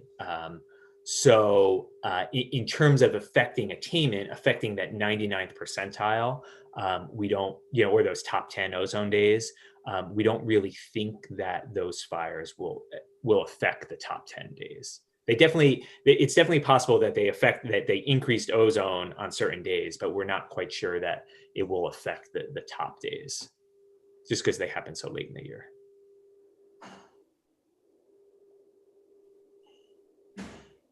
All right. Should we move on? Yes. Okay. Next slide, please. Okay, and then another factor that we're looking into are possible changes in ozone levels due to the COVID response. So we know that ozone depends on both NOx and VOC concentrations, but it also depends on the VOC to NOx ratio. So we have a general sense of how COVID-19 has affected NOx concentrations. And my last board presentation a few months ago kind of went into how we look at this. But kind of in general, we saw pretty significant emission reductions of NOx kind of April through June. In July, they become more modest. And then we see pretty normal anthropogenic NOx concentrations and therefore emissions around between August through October period. So things look pretty normal with NOx recently. However, this VOC component is still pretty uncertain, and we're working hard to kind of figure that out. But that's really a big question, kind of what's happened to the VOC emissions, and that can affect not only VOC itself, but then also the VOC to NOx ratio. Next slide, please. So now switching gears for a bit to look at PM 2.5 data and trends over 2020. Next slide, please. So we're on slide 20. So PM 2.5 concentrations depend on several factors. You notice a lot of them are the same as the factors that influence ozone concentrations. So of course, emissions of PM 2.5 and their precursors, which have a wide variety of sources, affect PM 2.5 concentrations. We typically record our highest PM 2.5 concentrations during wildfires or during fireworks displays on the 4th of July and the 5th of July. Also, just like ozone, mixing and ventilation in the basin is very important for PM 2.5. Storms play a large factor. So we typically only get these storms during the cooler months, but a storm front will help with mixing. And then also rain is a really effective way of cleaning the atmosphere. Sunlight can play a role in the formation of some PM 2.5 species. And then also the amount of water vapor in the atmosphere. So fog and humidity is also important. We move to the next slide, please. So this is a table showing the number of PM 2.5 exceedances in the basin per month from 2015 to the present. So 2020 is the last row in this table. So in recent years, the vast majority of PM 2.5 exceedances that we recorded occurred from this November to March period. However, there are exceedances outside that period, which are typically due to summer and fall fires, along with Independence Day fireworks. However, if you look in 2020, from August through October, where we've had all these fires, we've actually recorded 16 exceedance days of the 24-hour PM 2.5 standard during that period. If we go to the next slide, please. So before we look into how this is affecting our path towards attainment, I want to just reintroduce exceptional events. So there's this provision in the Clean Air Act to remove exceedances that were created by factors that are essentially out of our control. And exceptional events must meet the 3 criteria shown on the slide. Wildfires and Independence Day fireworks are generally considered as exceptional events by the US EPA. So if we can demonstrate that exceedances were caused by these types of events, we do this lengthy documentation process. If the EPA concurs, we can remove those days when determining attainment of the federal standard. If we go to the next slide, please. So we've removed days that we think will be approved as exceptional events in the 2017 to 2020 data showed on this slide. And there's 2 plots on this slide. So the left plot shows our progress towards attainment of the annual standard. So we're showing kind of slow progress towards attainment. Our attainment year is 2025. We still think we're on track to attain the standard by 2025. And then the 24-hour standard is shown on the right. So you'll notice that the orange bar is sort of an estimated design value for 2020, just based on the first 2 quarters of 2020, for which we have the filter-based data in. So basically, a lot of the high values recorded in 2020 were due to fireworks or wildfires. So after we remove them, we're still in pretty good shape for 2020. So we're still on track to attain the 24-hour standard by the end of 2020. However, November and December are make or break for us. We typically do record some high PM 2.5 values in those months. So what pans out in the next 2 months will determine whether we attain the 24-hour standard by 2020. Go to the next slide, please. So just to wrap up this part of the presentation, we did record a lot of high ozone values during the 2020 season. We think it was due to a combination of several factors, one being record high temperatures. Conditions were abnormally stagnant this year. We think we saw some increased emissions of VOC and NOx from this historic wildfire season. And then there's still some uncertainty as to changes in emissions due to the COVID response. So we kind of propose these factors. The relative impacts of each of these factors is really complicated. It's going to take some time to sort out. We're not the only ones that are looking at this. So, the future will, some of this is still yet to be seen. And then also the high PM 2.5 values that we recorded during the summer of 2020 are attributed to local fires that we saw, and then also long distance transport of fires from the entire West Coast, and then also 4th of July fireworks. And now I'm going to hand the presentation over to Phil to talk about some policy implications of this year. Thanks, Scott. This is Philip Fine, Deputy Executive Officer, Planning and Rules Division. Hopefully you can all hear me. So we're going to go on to the last slide. So, Scott laid out some of these issues. It was clearly a really bad year for air quality in Southern California, one of the worst we've seen in many, many years. But what does this mean? What does this mean for our planning purposes? What does this mean for attainment? So Scott touched on this, but I'd like to just sort of emphasize some of these things. So for 24-hour PM 2.5 standard, as you know from previous presentations we've given to the board, we had a deadline in 2019, which we missed, but we're hopeful and still on track to attain by the end of 2020.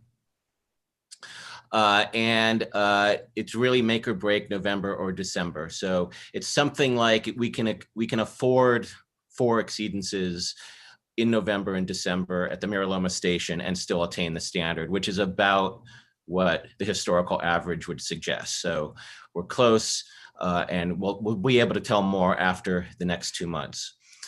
For the 1 hour standard, this is important, and Scott mentioned it. So our deadline is 2022, which means that the 3-year average of the data that is looked at to see whether we attain the standard by that deadline is from 2020 to 2022. And as Scott mentioned, we had so many exceedances of the 1 hour standard this year that even if we had clean data in 2021 and 2022, the calculation would still show non-attainment. This is assuming that this data is finalized. It is assuming, there's no cases to be made for wildfire exceptional events for ozone, but it's not looking good for that 2022 deadline, but it is preliminary. For the 8 hour standard, again, our deadline is 2023. Our first deadline is 2023. We have other deadlines in 2031 and 2037. And that 3-year average begins next year, 2021. So the data that from this year won't be part of that calculation, but obviously it is still concerning for public health. And it is concerning if we continue to get summers like this, hotter, more stagnant, more wildfire influence due to a changing climate, then it's going to make the next 3 years as challenging as it has been this year. So we are definitely concerned about that. So as I said, for the overall ozone attainment, if this changing climate causes these extreme weather events, these extreme wildfire events to continue, as we've seen this year and even the last couple of years, or they get worse, we already have enormous challenges for attaining these standards, but this will make it that much harder. We'll have to counteract some of these changes with even more emission reductions in the future. And how we integrate that into our planning efforts is still an open question. We are working on the 2022 AQMP, and we hope to address some of these questions in that 2022 AQMP. So I believe that's the last slide. There are some backup if there's more detailed questions, but Scott and I are happy to answer any questions the board members may have. Supervisor Bartlett? Thank you, Chairman Burke. So thank you, AQMD staff, for the presentation. The first deadline coming up is the 1 hour ozone standard in 2022, and we're obviously not going to meet that for a variety of reasons. I know you said one of the triggers with the non-attainment is to implement more emission reductions. To what extent do you think we're going to be successful in putting in, we can always put in greater emission reductions, but are those really attainable goals for us within the basin? Because we've got some challenges that are just inherent with the mountains and other things within our basin, where it's going to be a challenge for us to really reduce a lot of the ozone levels over time. And we've got catastrophic events that are occurring, which is further exacerbates what's going on right now. But can you kind of elaborate on the trigger points, and when you talk about more emission reductions, kind of what do you mean by that? So Supervisor, I can address that. That's an excellent point. And as you know, and all the board members know, we're doing everything we can to reduce emissions as much as we can. So when you're doing everything you can, and then you're asked to do even more than everything you can, it's a tough question, right? So we are doing everything we can. From a planning perspective, when we're basically going to show what we need what we need to reduce emissions in order to attain the standard. And then the question is, how do we get there? So that's the real challenge. Just a little more detail on what could happen. So we believe that, EPA sometime in the 2023 timeframe could find that we did not attain the 1 hour standard. We already had, the original deadline was already missed for the 1 hour standard. So this was a new deadline that was set several years ago. If we get that failure to attain, what happens is we have to do a new plan for EPA, and they will set a new deadline. Another implication is that there's a part of the Clean Air Act that imposes fees on stationary sources. We already do that because we missed the last deadline. We'll have to look at that again if we do fail to attain the 1 hour standard, and see if our current fees that we have an alternate method of showing that those fees are being, the requirements of those fees are being met. We'll have to relook at that again if we fail to attain. But essentially the implication is we would have to submit a new plan with a new deadline.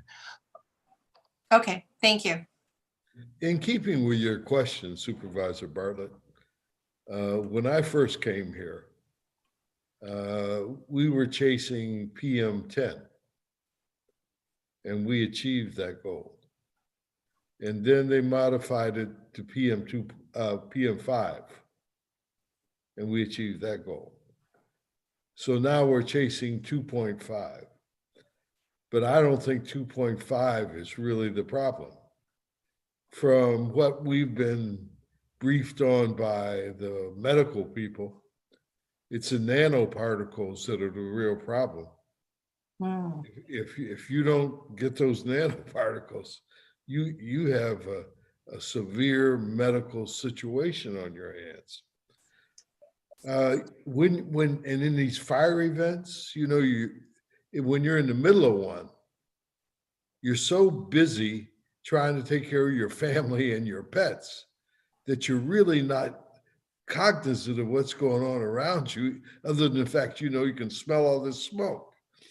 So I was watching Carlos in the garage last month, and Yvonne and I had after we were evacuated from our home, we had a fire suppression system put in on our roof, okay? But when I saw Carlos, I started watching those fires very closely.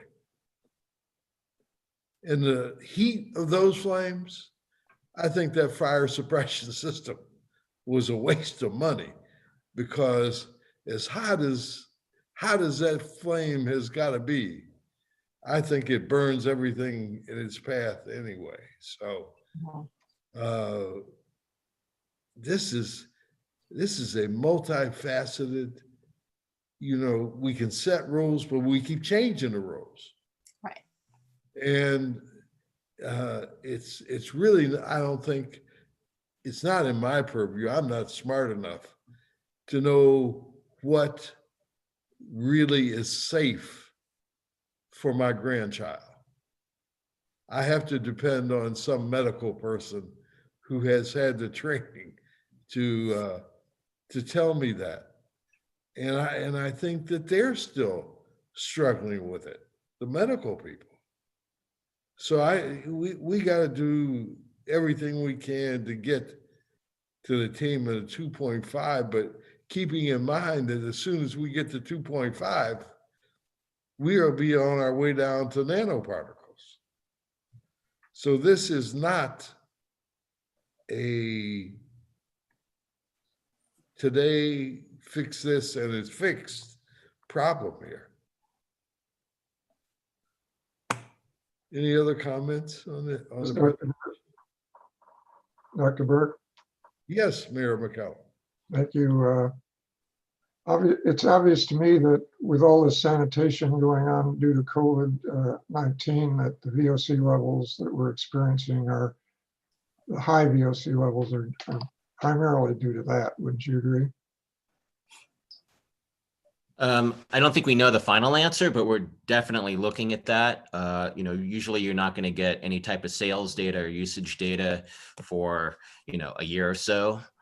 We are looking at measurements to see if we could pick up certain compounds. Nothing's definitive yet, but you could explain some of the spatial and temporal patterns we saw this year with increased VOC emissions. So it is possible that had an effect.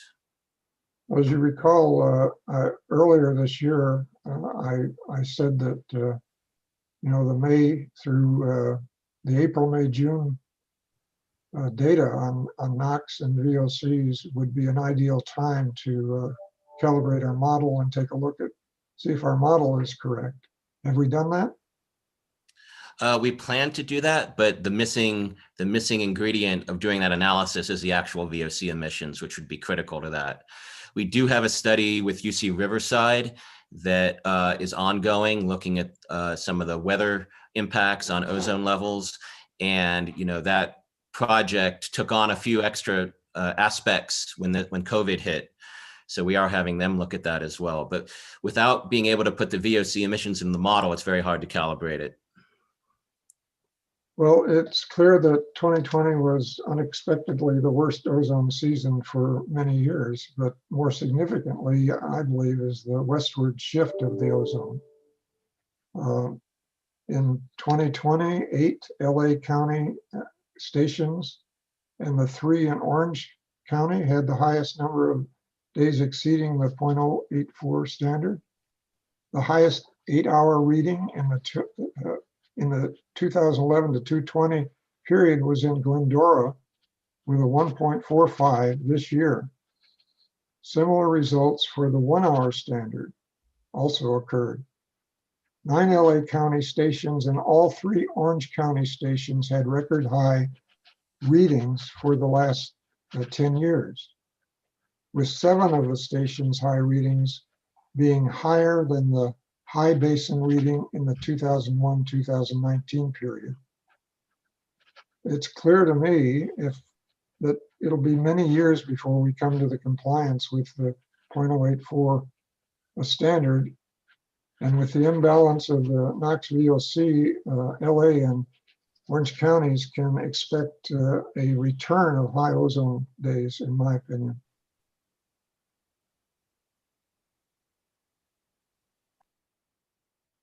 Chairman Bork, I have a question. Yes. This is one of the most common questions or issues I see on social media right now or in the last few weeks, was air quality and why. And I think this presentation answers a lot of those questions or begins to answer them. Is there something that we can use to put this out there, an easily transmittable presentation? We Would could you like try to respond to that, Mr. Fine? Well, let me answer first, and then perhaps Okay. Dr. Fine can answer. I think one of the things that we're constantly asking ourselves is how can we make this easier to understand? Mhm. And part of the challenge is putting it in a time frame enough that people are willing to look and listen. So some of the things that we're talking about include some of the outreach on social media, short video snippets, if you will, that help explain all of this. Yeah. I respect like what Mayor McCallum was saying in terms of his opinion. There's so many different opinions right now with regards to the temperature, to the mixing, to the biogenic, anthropogenic sources of VOCs, and all of these different factors. And that's what staff is really trying to address. And I think that as we continue to move forward, we've got to find ways to increase understanding so that people, I think, are more accepting of what can and what needs to be done. A lot of people would say that it's the temperature, that it's a result of potential climate change impacts. And that, when we had a presentation last year, this is in fact consistent with what was explained to us in terms of expecting increasing temperatures and making it more difficult for us to reach attainment. And part of what Dr. Epstein and Dr. Fine talked about was we are still getting those reduced NOx emissions. We are still seeing reduced NOx emissions. And it's the long-term modeling that show us that we need to have those NOx reductions. But perhaps these VOC impacts that we're seeing, and maybe perhaps we look at those over the short term might help us, but these are all things that we're looking in trying to understand and trying to convey. So to the extent that we can do that through video type clips, I think if you have any suggestions, Senator, we would certainly welcome those.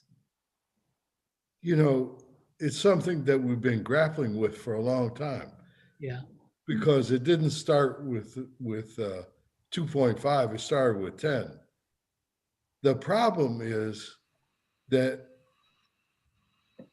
even those of us who are sitting here and study this on a regular basis over a long-term period sometimes have trouble grappling with how it all fits together. And to be able to transmit that to the general public, even though it's necessary to do that, really defies logic. I'd be more than willing to listen to any suggestions you have, because it's a problem we've been fighting for the past 30, 40 years. Right. I totally agree. It's not only this issue, it's just It's about every issue that we face, because the specialized interest groups, both pro and con, understand it. But the general population really has a very limited understanding of what we're dealing with here. Yeah, well, the reason I bring it up is because so many people, including newspapers, were posting that because of COVID, people weren't driving and that's why there was clean air, if you remember all those headlines, to the point that my 17-year-old daughter came home and said, you guys have to make sure no cars ever go back on the road so we can keep this clean air. So it certainly that message got out quite a bit, which is not at all related to the reality of the situation. So I know people will listen to this presentation. Not everybody, I understand that, but it's good to hear that you're already working on some ways to transmit this information, because I think Mayor McCallan's words are very accurate, that we're going to have a hard time when if we can achieve the attainment standards. So. If I may, Mr. Chair, Senator Delgado, I too have a 17-year-old son who shares the same concerns, and it's and I agree with the senator that we ought to do all we can to promote the agency's successes and, quite frankly, the challenges moving forward. Just want to chime in and agree with Senator Delgado's concerns. I think this is, but it's not only air quality. This is an issue that's being faced by this nation on every issue we're dealing with from race relations to the climate. So it's something we've got to figure out how to communicate to everybody. Any other comments on Dr. Fine's presentation? Dr. Burke, you have a number of public comments, 6 hands raised, I believe. Okay. Ben, you want to tee up? Sure. First up, we have Harvey Etter. I'm sorry, I do have a question before we head to public comment, Mr. Chair.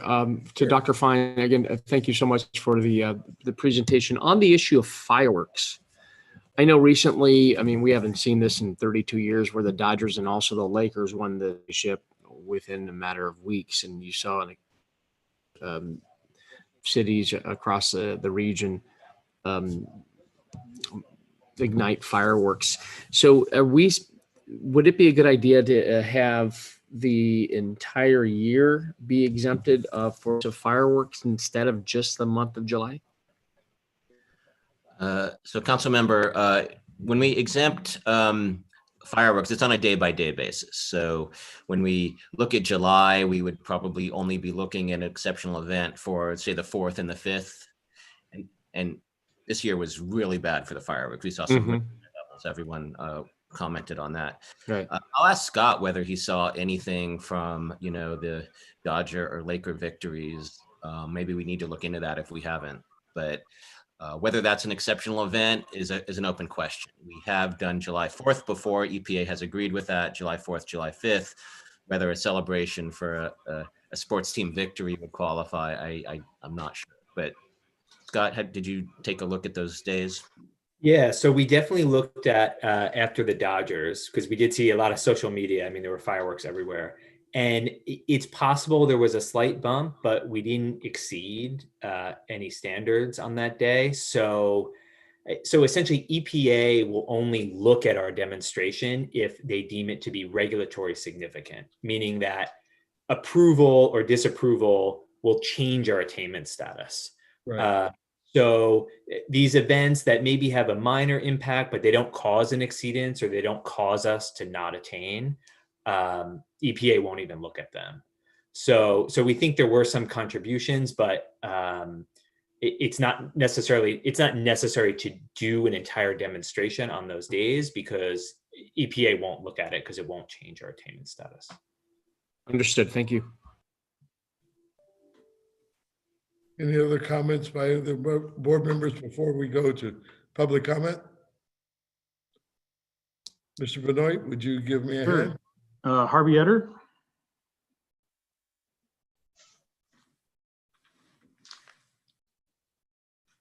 Mr. Etter? There we go. Yes. Hello. Am I being heard? Yep. Go ahead, Harvey. Hello. Okay. I'm Harvey Etter. I'm speaking for myself for the Public Solar Power Coalition.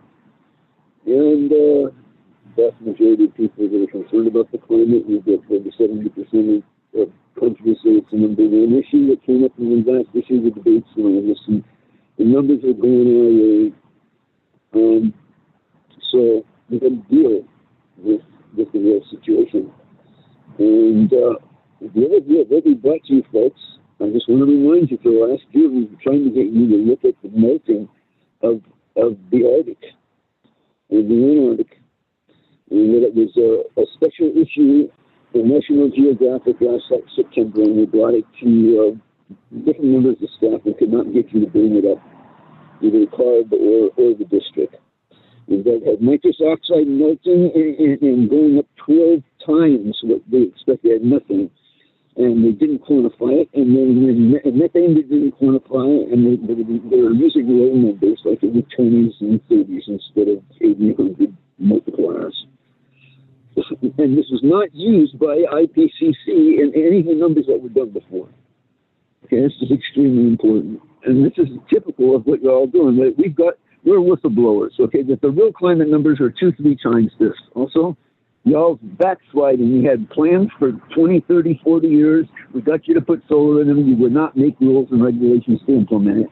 Came up with excuses.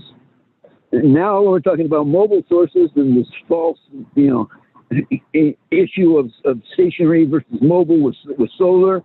And then now we've already spent, 20, 30 years. We went back here with CARB and stuff, and the standard's 10% a year to go to electric, and now we're doing another 20, 30 years in the future. It's not going to work. We got 5 years to do it. That's it. These 20, 22, 23 NOx, PM and everything, it's on right now. This is all a virus. This is pandemic. This is climate right now. And we're seeing a million death rates more by the end of the year. We talked to you about this 6-8 months ago, and there was 50 to 100 million deaths in 18. My granddad got it, almost died before they were going to send him to the trenches, okay? Now, that was a third to half the population. We had 670 Americans died, all right? And those numbers are going up, up, up, up. And they say we spent, for each million deaths, at our 16 planned cost for the solar energy deals, at 9 million per, that's 9 billion, that's 9 trillion per million deaths. A million's a trillion, all right? And it's going up, and it keeps on going up, and we've got to convert and what it's going to take and do it equitably and justly. Okay, we're the biggest district with this. That doesn't mean nothing. We're not doing. Thank you for your comments, Harvey. Ranji George, Ranji. Can you hear me, please? Yes, go ahead. All right. Thank you, Mr. Benoit, and thank you, board members. Just to address the specific comment the board chair, Dr. Berg, correctly pointed out that the standards are being ratcheted down as new research shows that even at the lower standard, there are health impacts. So some of us, including yours truly, and we were among the very few, just probably sometimes the only person in the whole 800 staff lobbying for zero emission technologies. I started with solar and wind in the mid 87. I didn't get far. I was very disappointed, and in fact, I am the one who had the privilege of designing the reclaim model to help people put Edison and other utilities to put solar and yet be cost effective. Unfortunately, reclaim was focused only on NOx, and the solar thing went away. And since then, a lot of good staff have worked on reclaim to make it a very sophisticated model. Thank you. But after that, we went for battery technologies, and we were the one who started the battery technology momentum. We had collected a lot of literature, and ARB staff and board was heavily opposed to it. Finally, we got the 2% ZEV mandate. And then 4 or 5 years later, hydrogen fuel cells.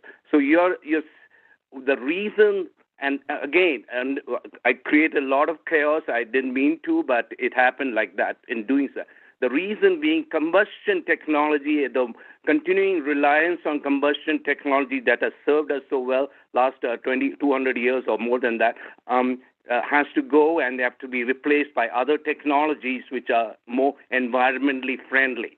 That's why we need to push forward with zero emission technologies, and hydrogen fuel cells has one advantage over batteries. Having worked on it, it doesn't have the footprint before or after using it. There is a much lesser impact on that thing, almost zero impact. So there's only water vapor, Dr. Burke. Only as far we know, that's what. Whereas if you look at any combustion tank, including natural gas, we'll see particles of that can be cause of concern. So please, I would encourage you to stand firm in pushing for these zero emission technologies, batteries, but good stewardship of battery technology, and of course, fuel cell technology. I keep saying that because I'm glad Dr. Burke reminds us that these standards are going to be ratcheted down. And the only way we can make a dent on it is the current approach towards zero emission and away from combustion technologies. Thank you. Thank you, Ranji. Our next speaker is Jessica Craven. Jessica. Hi, everybody. My name is Jessica Craven. I'm a member of the NELA Climate Collective and a bunch of other groups, indivisible groups, yada, yada. Anyway, first of all, congratulations to all of us on what looks like a, wonderful victory. Secondly, I guess I just want to say, you guys know me, and the general thrust of my comments, I think at this point is generally just like, the house is on fire and we're still throwing little toddler beach toy buckets of water at the problem. And it does feel that way. And again, I also sort of want to say that what it feels like to me is that I hear a lot of concern about the grade you're going to get from the EPA and a lot less concern about the actual problem that this is the air we're breathing. If fireworks are as destructive as they are to our air quality, and we know they are, why are they still happening in the numbers that they're happening? Leaf blowers, another area of enormous opportunity, right? We all know that 1 hour of a gas-powered leaf blower causes as many emissions as a small car driving 1,100 miles on the road, and yet we all see them everywhere, everywhere, everywhere, every day, everywhere. And I know that you guys have these great rebate opportunities, but you are in a position to do more. Why are we not fining homeowners? Why are we not getting a little draconian with this stuff? This is our air. We can't live if the air quality continues to be this bad all the time in this state. So I am asking you to get aggressive, think outside of the box, stop worrying about industry as much as worrying about people who have to breathe this air. I don't know how to say this any more fervently. I represent many, many, many moms, as I think Emily Spokes does as well, who are just thinking about how can I get out of this state? That's not good for industry. If industry is going to survive, you need to keep people in this state. You don't want everybody to leave because the air is no longer tenable. So I'm glad that I get that your intentions are good, but I feel that you guys are, you're not going to like me for saying this, but you're very quick to congratulate yourselves and very slow to say, we really could be doing a lot more. We really need to think outside of the box and get like aggro with this before it's too late. And as much as, you know, you may dismiss Harvey because he comes to every meeting and he speaks after every point, but the gist of what he's saying is absolutely correct. And, you know, if you can hear it more from a middle-aged mom who is like a former PTA president, then hear it from me. This is real. The urgency is insanely, jaw-droppingly real. So I would beg you to stop worrying about industry and lobbyists and worry about us, our kids, all of our kids. Thank you very much. Thank you, Jessica. Emily Spokes.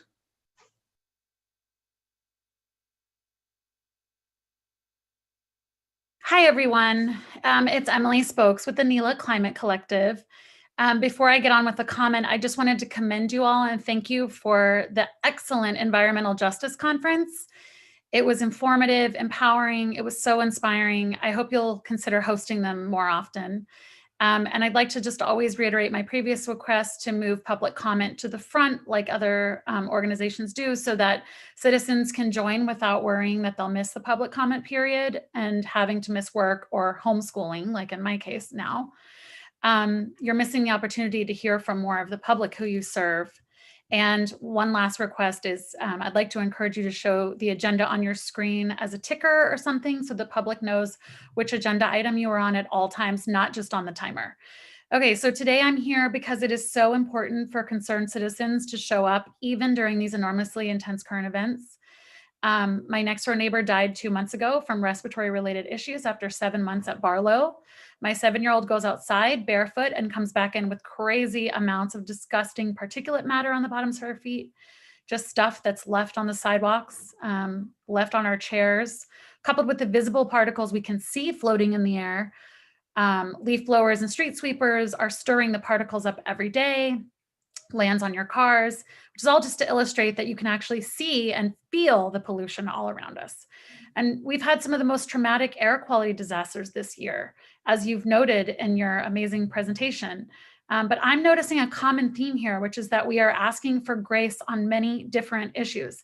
Exceptional events are no longer exceptional, and exemptions on things that are set by EPA and CEQA, this all just feels like a Band-Aid to our bigger issues that our air quality is terrible and it is not improving and it won't without big sweeping changes.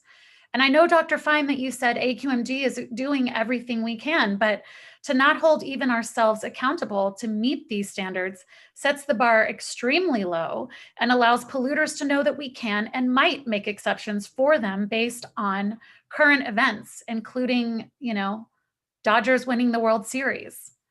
As our air quality management district, it's your moral responsibility to comply with these standards, not try to skirt around them. Problematic air anywhere is problematic air everywhere. Thank you so much. Thank you, Emily. Elise Lou Stemp. Hello, can you hear me? Yes, go ahead. Hi. Thank you everyone for being on this board meeting this morning. My name is Elise Louise Stemp, and I am a member of the NELA Climate Collective, and I also work for a major climate science organization. And I wanted to thank you for the presentation. It was really informative, and I really actually got a lot of great information from it. And as you all know, it's been such a horrifying year with climate change on the forefront of like most news cycles that, you know, care to admit that climate change is real. And it's just irresponsible for us not to be holding everyone to a stricter and higher standard to improve air quality in Southern California. Excuse me. I mean, we say we're doing everything we can, but often it doesn't feel that way, especially if, you know, based on the presentation, we're just on the cusp of meeting even the lowered standard. And I know there are tons of challenges. Everyone knows that. and many considerations. But we just can't shy away from doing it. We need to face the climate crisis head on and meet and exceed the goals and not continue to ask for exemptions. And the fact is the rest of the country looks to us here in Southern California as leaders in environmental advocacy. So I really do implore everyone to lead on climate. And I just want to end on a quote from former President Obama, that we are the first generation to feel the impact of climate change and the last one that can do something about it. So I do implore everyone to please do something about it. Thank you very much. Thank you. Carolina Forey. Carolina?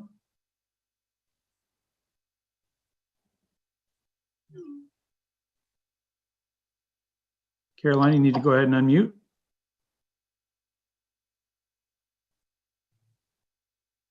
Oh, here I am. There you go. There you go. Thank you. Thanks for taking my comment. My name is Carolina Forney. I'm from NELA Climate Collective, and I'm also a parent to twin toddlers that love to play outside. So I do want to say that I really enjoyed Mr. Epstein's presentation. It was very well put together and very informative. And also I would like to request, as well as what Emily Spoke said about, please, can you move the public comment to the beginning? It's very challenging as a working parent to attend these very, very important meetings when the schedule is unreliable in terms of when we can comment, as well as, you know, just not having a set time, because we are not paid to attend these and you are, but we do appoint you. And so it'd be much appreciated if you could help us help you. Anyway, to my point is what I wanted to comment on is I oppose any exemptions to the CEQA standards, and we should be doing everything now we can to meet them as well as exceed them, because exceptional events like fireworks are going to happen every year, and we can't just, you know, make exceptions because, wow, we won a championship this year. That's not, we need to be planning ahead for more exceptional events to be happening, because the pattern has shown that every year is getting worse and worse. And I agree. I have the same problem with my children, as they want to go outside and play, and the air quality is terrible, and they don't understand that it's completely unhealthy, and they don't understand why it's just not safe. And there's so many deaths attributed to the air quality. So anyway, this is a bit over my head, but I do want to make myself visible to you and know that I am paying attention to what you guys are doing, and as well as so many other parents and our community is. So thank you for your time, and that's it. Thank you for your comments. Chris Chavez. Yes, thank you. Chris Chavez, Deputy Policy Director for Coalition for Clean Air. I want to first express my appreciation to the staff for putting together this information. Clearly, this has been a difficult year for everybody on multiple fronts. And seeing how the wildfires and extreme heat and other problems have contributed to our ozone problem is discouraging. But I think what can't be ignored and what can't be left alone or left unsaid is that the district is going to have a very, very difficult time meeting this 2023 ozone standard. And frankly, in my opinion, the district is not doing everything that it can be to meeting that standard. It has been a year since the last port MOU update. And that's, again, considering that the communities that are around the ports have long asked for an indirect source rule. The refinery rule remains unpassed.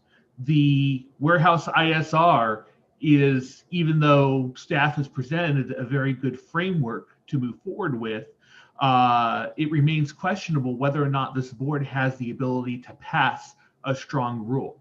The rail yard ISR is in the same sort of situation. The 2016 AQMP still has unmet goals, and we're beginning the process of designing the next AQMP. And the only way we're going to meet our 2016 goals is through black box reductions, also known as unknown reductions, hopes that there's going to be technological advancements that help us meet those reductions, those targets. There's a lot of work that needs to be done, and the district should be commended for what it has accomplished, but there's really a need for stronger action by this board to clamp down on polluters, to really make sure that we're putting our best effort in reducing these emissions. Because if we do not meet our clean air standards, we are going to be in a world of hurt. May see the federal government step in and demand changes, interfere with local control, interfere with local businesses. And while that will certainly help our environment, I would much rather see it be done in a way that is something that's derived from this agency, that's derived through partnership with the California Air Resources Board. So I implore the district to do more in meeting our ozone standards and taking into account the future uncertainty that will be part of our lives going to the future. Thank you. Thank you, Chris. Peter Herzog.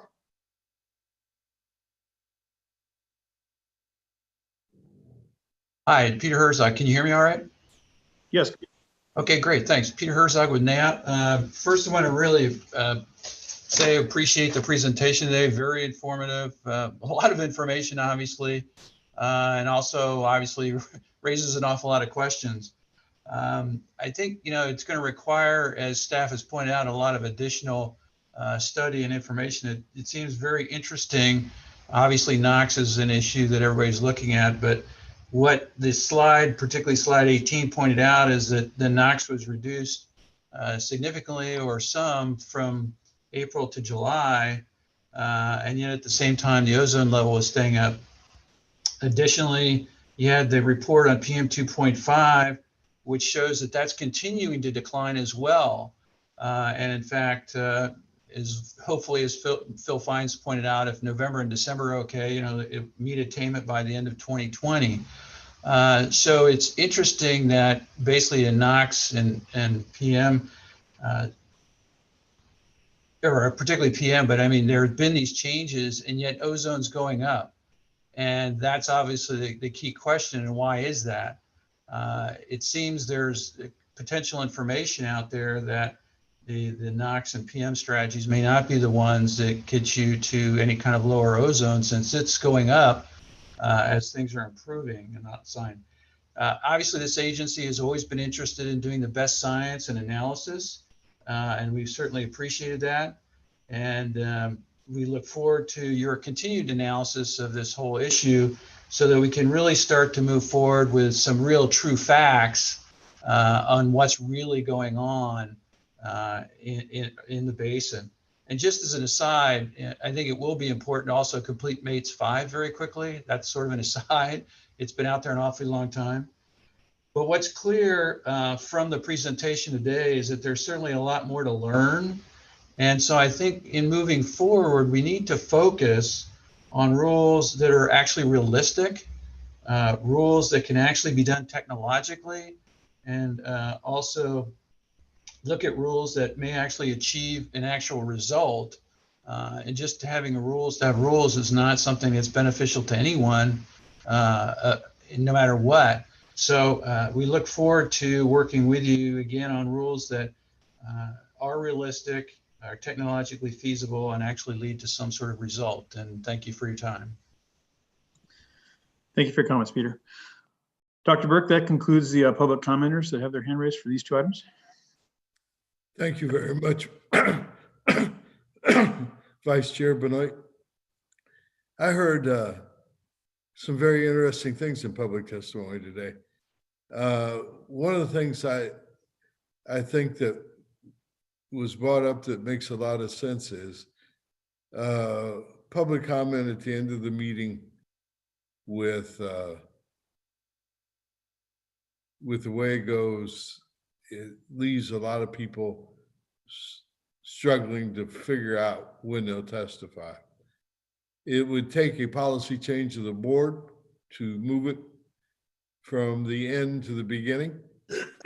So I'm going to request that the clerk of the board canvass the board members to see if there is a desire by the board, the majority of the board, to move public comment from the end of the meeting to the beginning of the meeting.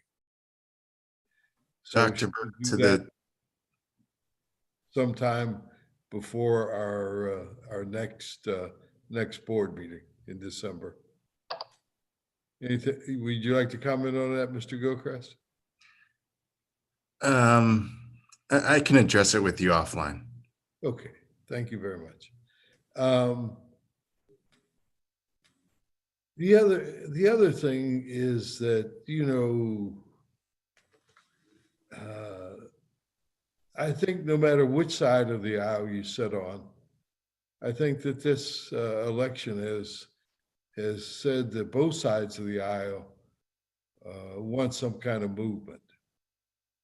And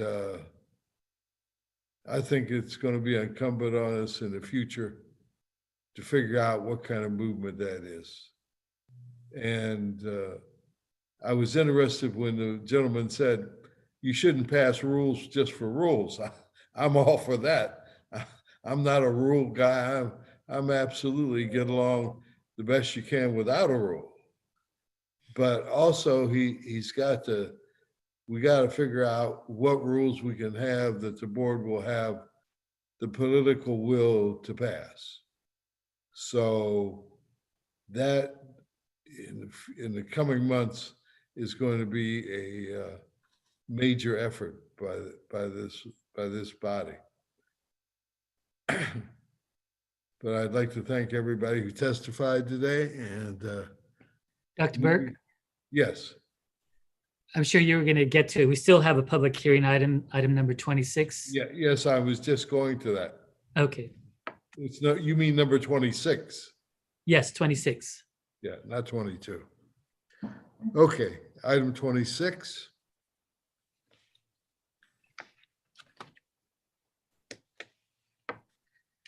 Good morning, Chairman Burke and governing board members. My name is Mike Morris. I'll be presenting on our amendments to Rule 1178. Next slide, please.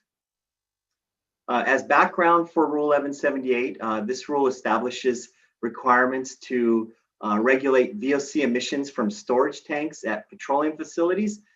Most of the regulation revolves around doming those tanks with high vapor pressures. This particular rule amendment will be addressing a safety issue that's been made aware to staff. This should not be confused with a broader amendment that will take place next year that will address the community emission reduction plans for the Long Beach and Wilmington areas. Next slide, please. So the safety issue that was brought to our attention revolves around 2 wastewater storage tanks. The rule requires right now that if the vapor pressure in the tanks goes above 3 psia, then those tanks would require doming. But it's been made aware to us that those tanks, which contain hydrogen sulfide or H2S, they can develop iron sulfide from the doming.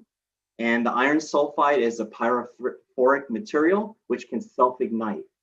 And clearly, we don't want a situation where we require someone to do something like doming a tank that can lead to a fire or an explosion at a petroleum facility. Next slide.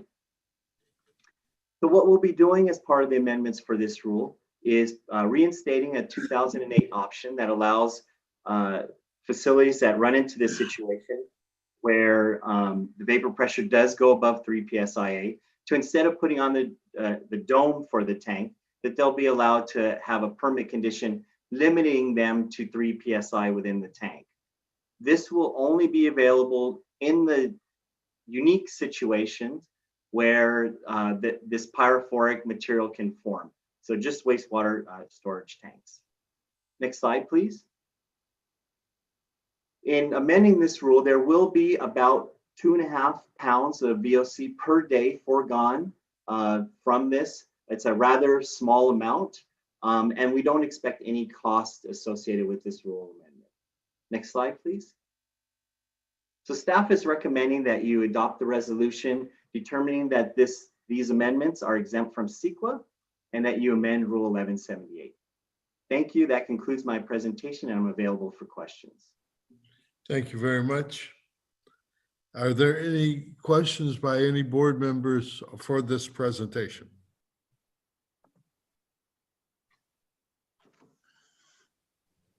Okay. Dr. Burke, we do have one public commenter, Harvey Etter. Okay.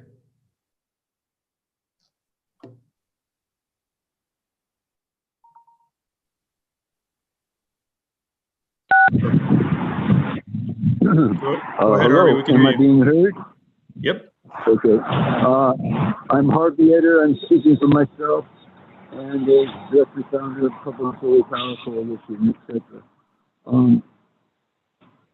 This goes to the indirect source rules and the meeting that was had a year ago in the refineries.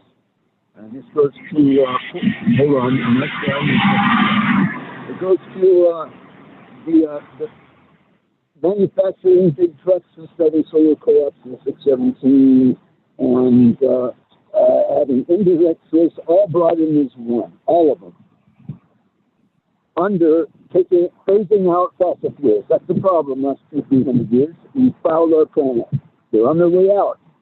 Biden's in. We got to get the Senate, etc. All right? We've got stuff to do. Okay? We can't be messing around. I mean, like this 20, 30 year period for cars and stuff, and what we got to do is be like what immediate total solar conversion with equity and justice, etc. And that's what we got to do. Now, there's overview here. You know, we come to you folks. We've laid out the plan. The Department of Energy says solar is cost effective. The market's taking it over, and that's what's happening in the real world. But to get it down here on the ground, because you're hiring stuff. The last meeting I've heard stuff about there's means to take out the public interest and all this stuff, like through the Brown Act and limiting entry with the Zoom and stuff. We fought and we owe us consulting money for having them publish their codes, which they didn't even do for a couple of months. It's outrageous. You got to compensate us.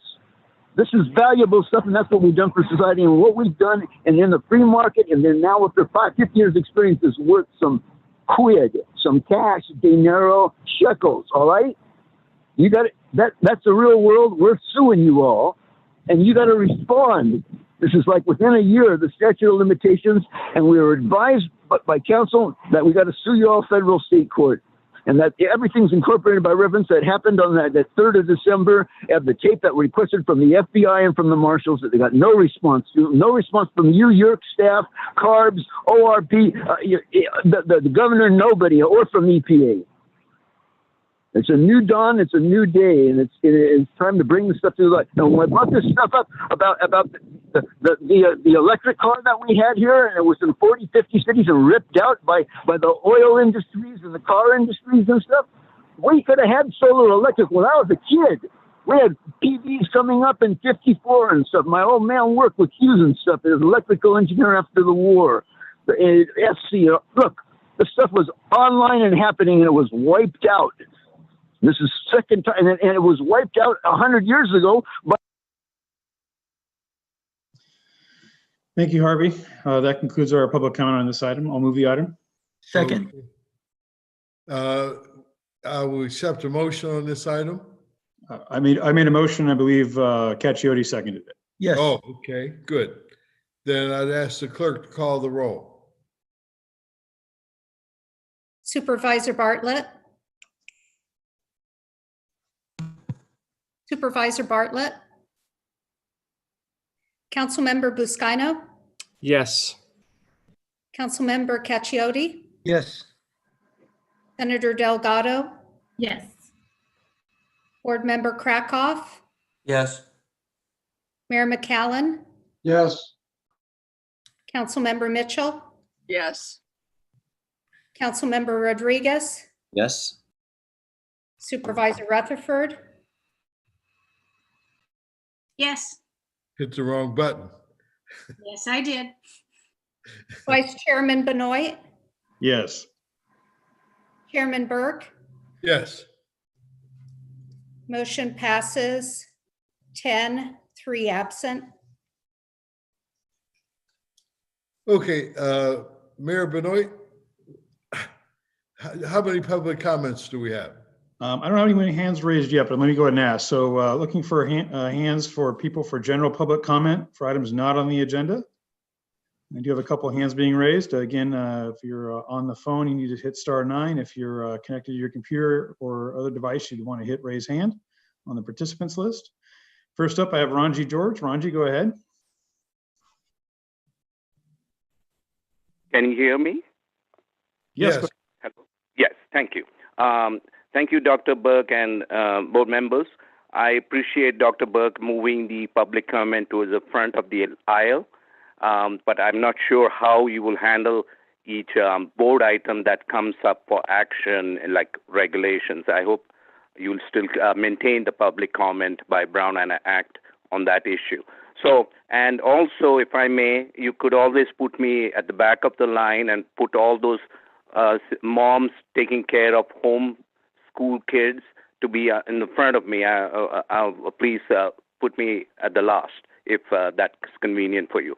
Number one. Number two, I'd like to thank Supervisor Janice Rutherford and the board members, board and Council Gilchrist and all way Mr. Nastri for working out a compromise on the Alameda decision. As you all know, some of us have been presenting our very serious concerns at the SB SEDA board meetings and at this board meeting regarding the unfortunate decision to misinterpret the Alameda decision in the sense that there was a boundary wall between all the years employer being earning their wages and the final year where the compensation earnable or pensionable earner was calculated. There was a boundary wall. Unfortunately, SB SEDA in the first and AQMD board in the first presentation tore that wall down. Now, I appreciate you restoring it and giving some of the hardworking employees their due wages and appreciating all their years of work on this. And by doing that, as Jill pointed out, you retain people with great qualification, great experience to help us meet the great challenges we have in meeting air quality, as many testified. So if they all leave, how will you handle the great challenges? So I really want to thank everybody of you. If I miss somebody, apologize, but this is the way we should forward, treat our employees with respect, and they will also, so that they can do the best for them. These are my colleagues, and I appreciate you standing up for them. Dr. Burke? Thank you. Yes. Supervisor Bartlett had connectivity challenges, and she was on the phone but wasn't able to voice her vote on item number 26, I believe. Right. You mean Supervisor Rutherford? No, Supervisor Bartlett. Oh, yes. Okay. So she did vote yes on it, Supervisor Bartlett? Yes, that is correct. I keep flashing on the screen. It says my internet connection is unstable, and it keeps kicking me off the internet. Thank you. It's noted.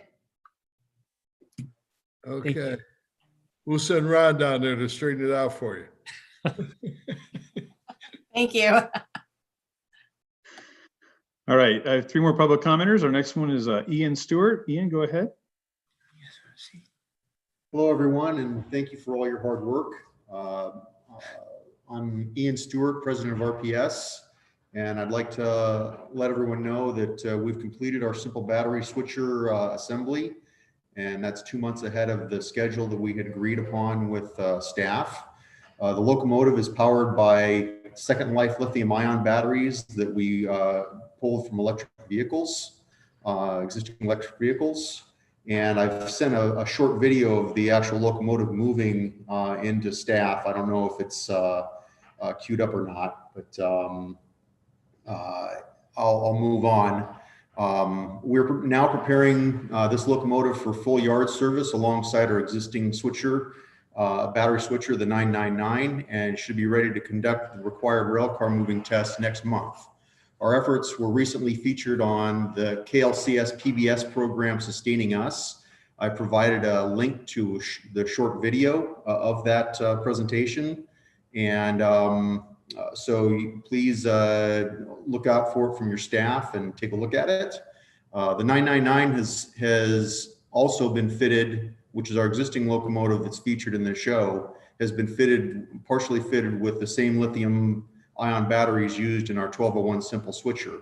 So we've populated our existing locomotive with the newest batteries that we have that we're also using on the 1201. And our company has developed and is bringing these products to market in California using Los Angeles County and Orange County suppliers. We've recently acquired a new facility in LA County, in addition to the 2 that we currently have in Orange County. Our new facility is, as with our existing 2 facilities, is located adjacent to BNSF Metrolink lines. The facility is approximately 20,000 square feet of shop and office space on 4 acres of land. So we have plenty of support and room to do our activities. So we're committed to our strategy to not only bring zero emissions locomotives to market, but do it in California where we can directly support our products where they're desperately needed. Our challenge and request to the board and the staff is to provide the support we need to make near-term real impact improving air quality in Southern California and meet our long-term goal to attain zero emissions rail yard and commuter rail locomotive operations by the 2028 Olympics. I appreciate your time. Thank you very much. Our next speaker is Harvey Etter. Harvey.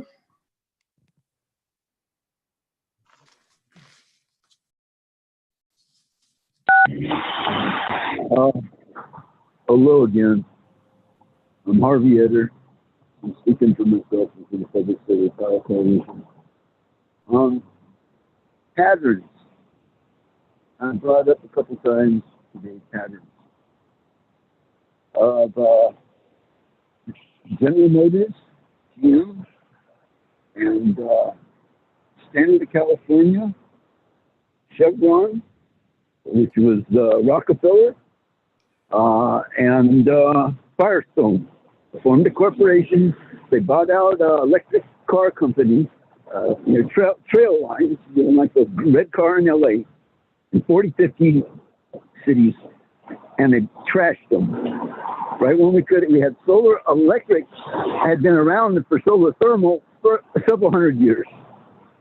1868, 3 years after the Civil War, they had a concentrating solar dish, reflecting to a point of power to turn press. 3 years after the Civil War, replacing societal slavery as an energy function potentially with solar light. Before us, it's been there and long before. Okay, wiping out electric buses, okay? That was 80 years ago, 100 years ago, okay?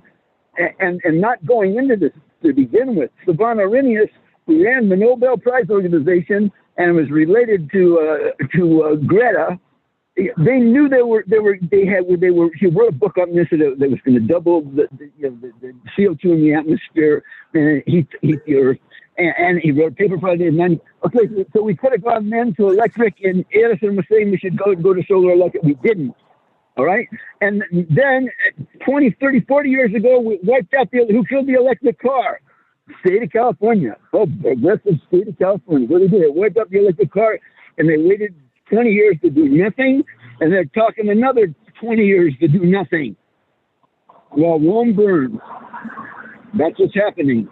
The fire and ice, Sandberg, 2 tabs. We're taking the wrong one.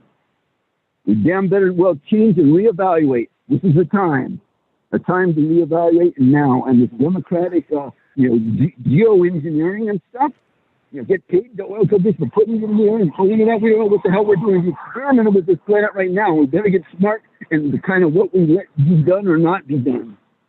Okay, and the stuff with methane is renewable. That you all do it also to choose that instead of electric heat engines and alcohol. We're ignoring alcohol. It's got a lot of potential for the climate and for other emissions. We got to take the big picture and this false history like that Ronji wrapped down. I was on the other side. We're the public. We're the ones that forced him to do this, and he did not back. Look at the 91 plan was the federal plan, and we brought up this stuff about RICO and captured agencies. Thank you, Harvey, for your comments. Next is Jesse Parks. All right. Hello, board members. My name is Jesse Parks. I'm a student who resides in Riverside. I'm here again to urge the Air District Board to support and consider a rule to regulate pollution from indirect sources rule. The warehouse industries and indirect sources rule has been pushed back and delayed for months, even though our community feels the effects of good movements like truck traffic and warehouse operations around the clock. Through the start of this pandemic to now post-election, where many citizens are beginning to feel a sense of relief that a new cabinet will be taking national office. But in my opinion, that sense of comfort so many have is only coupled with the unrenounding action of complacency, something you board members are very knowledgeable about. I'm not here to ask that you guys pass an indirect sources rule. I'm here once again demanding, as my community has for plenty of years.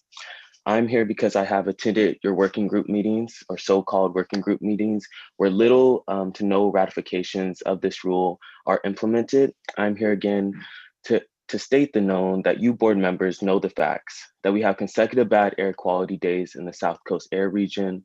You know, asthma ratings are increasing in our communities. You know, the good movements industry brings little profit and wicked amounts of harm to our communities. We, the community of the South Coast air region, know that you are all frightened by the power the good industry has, that you will not pass this rule now.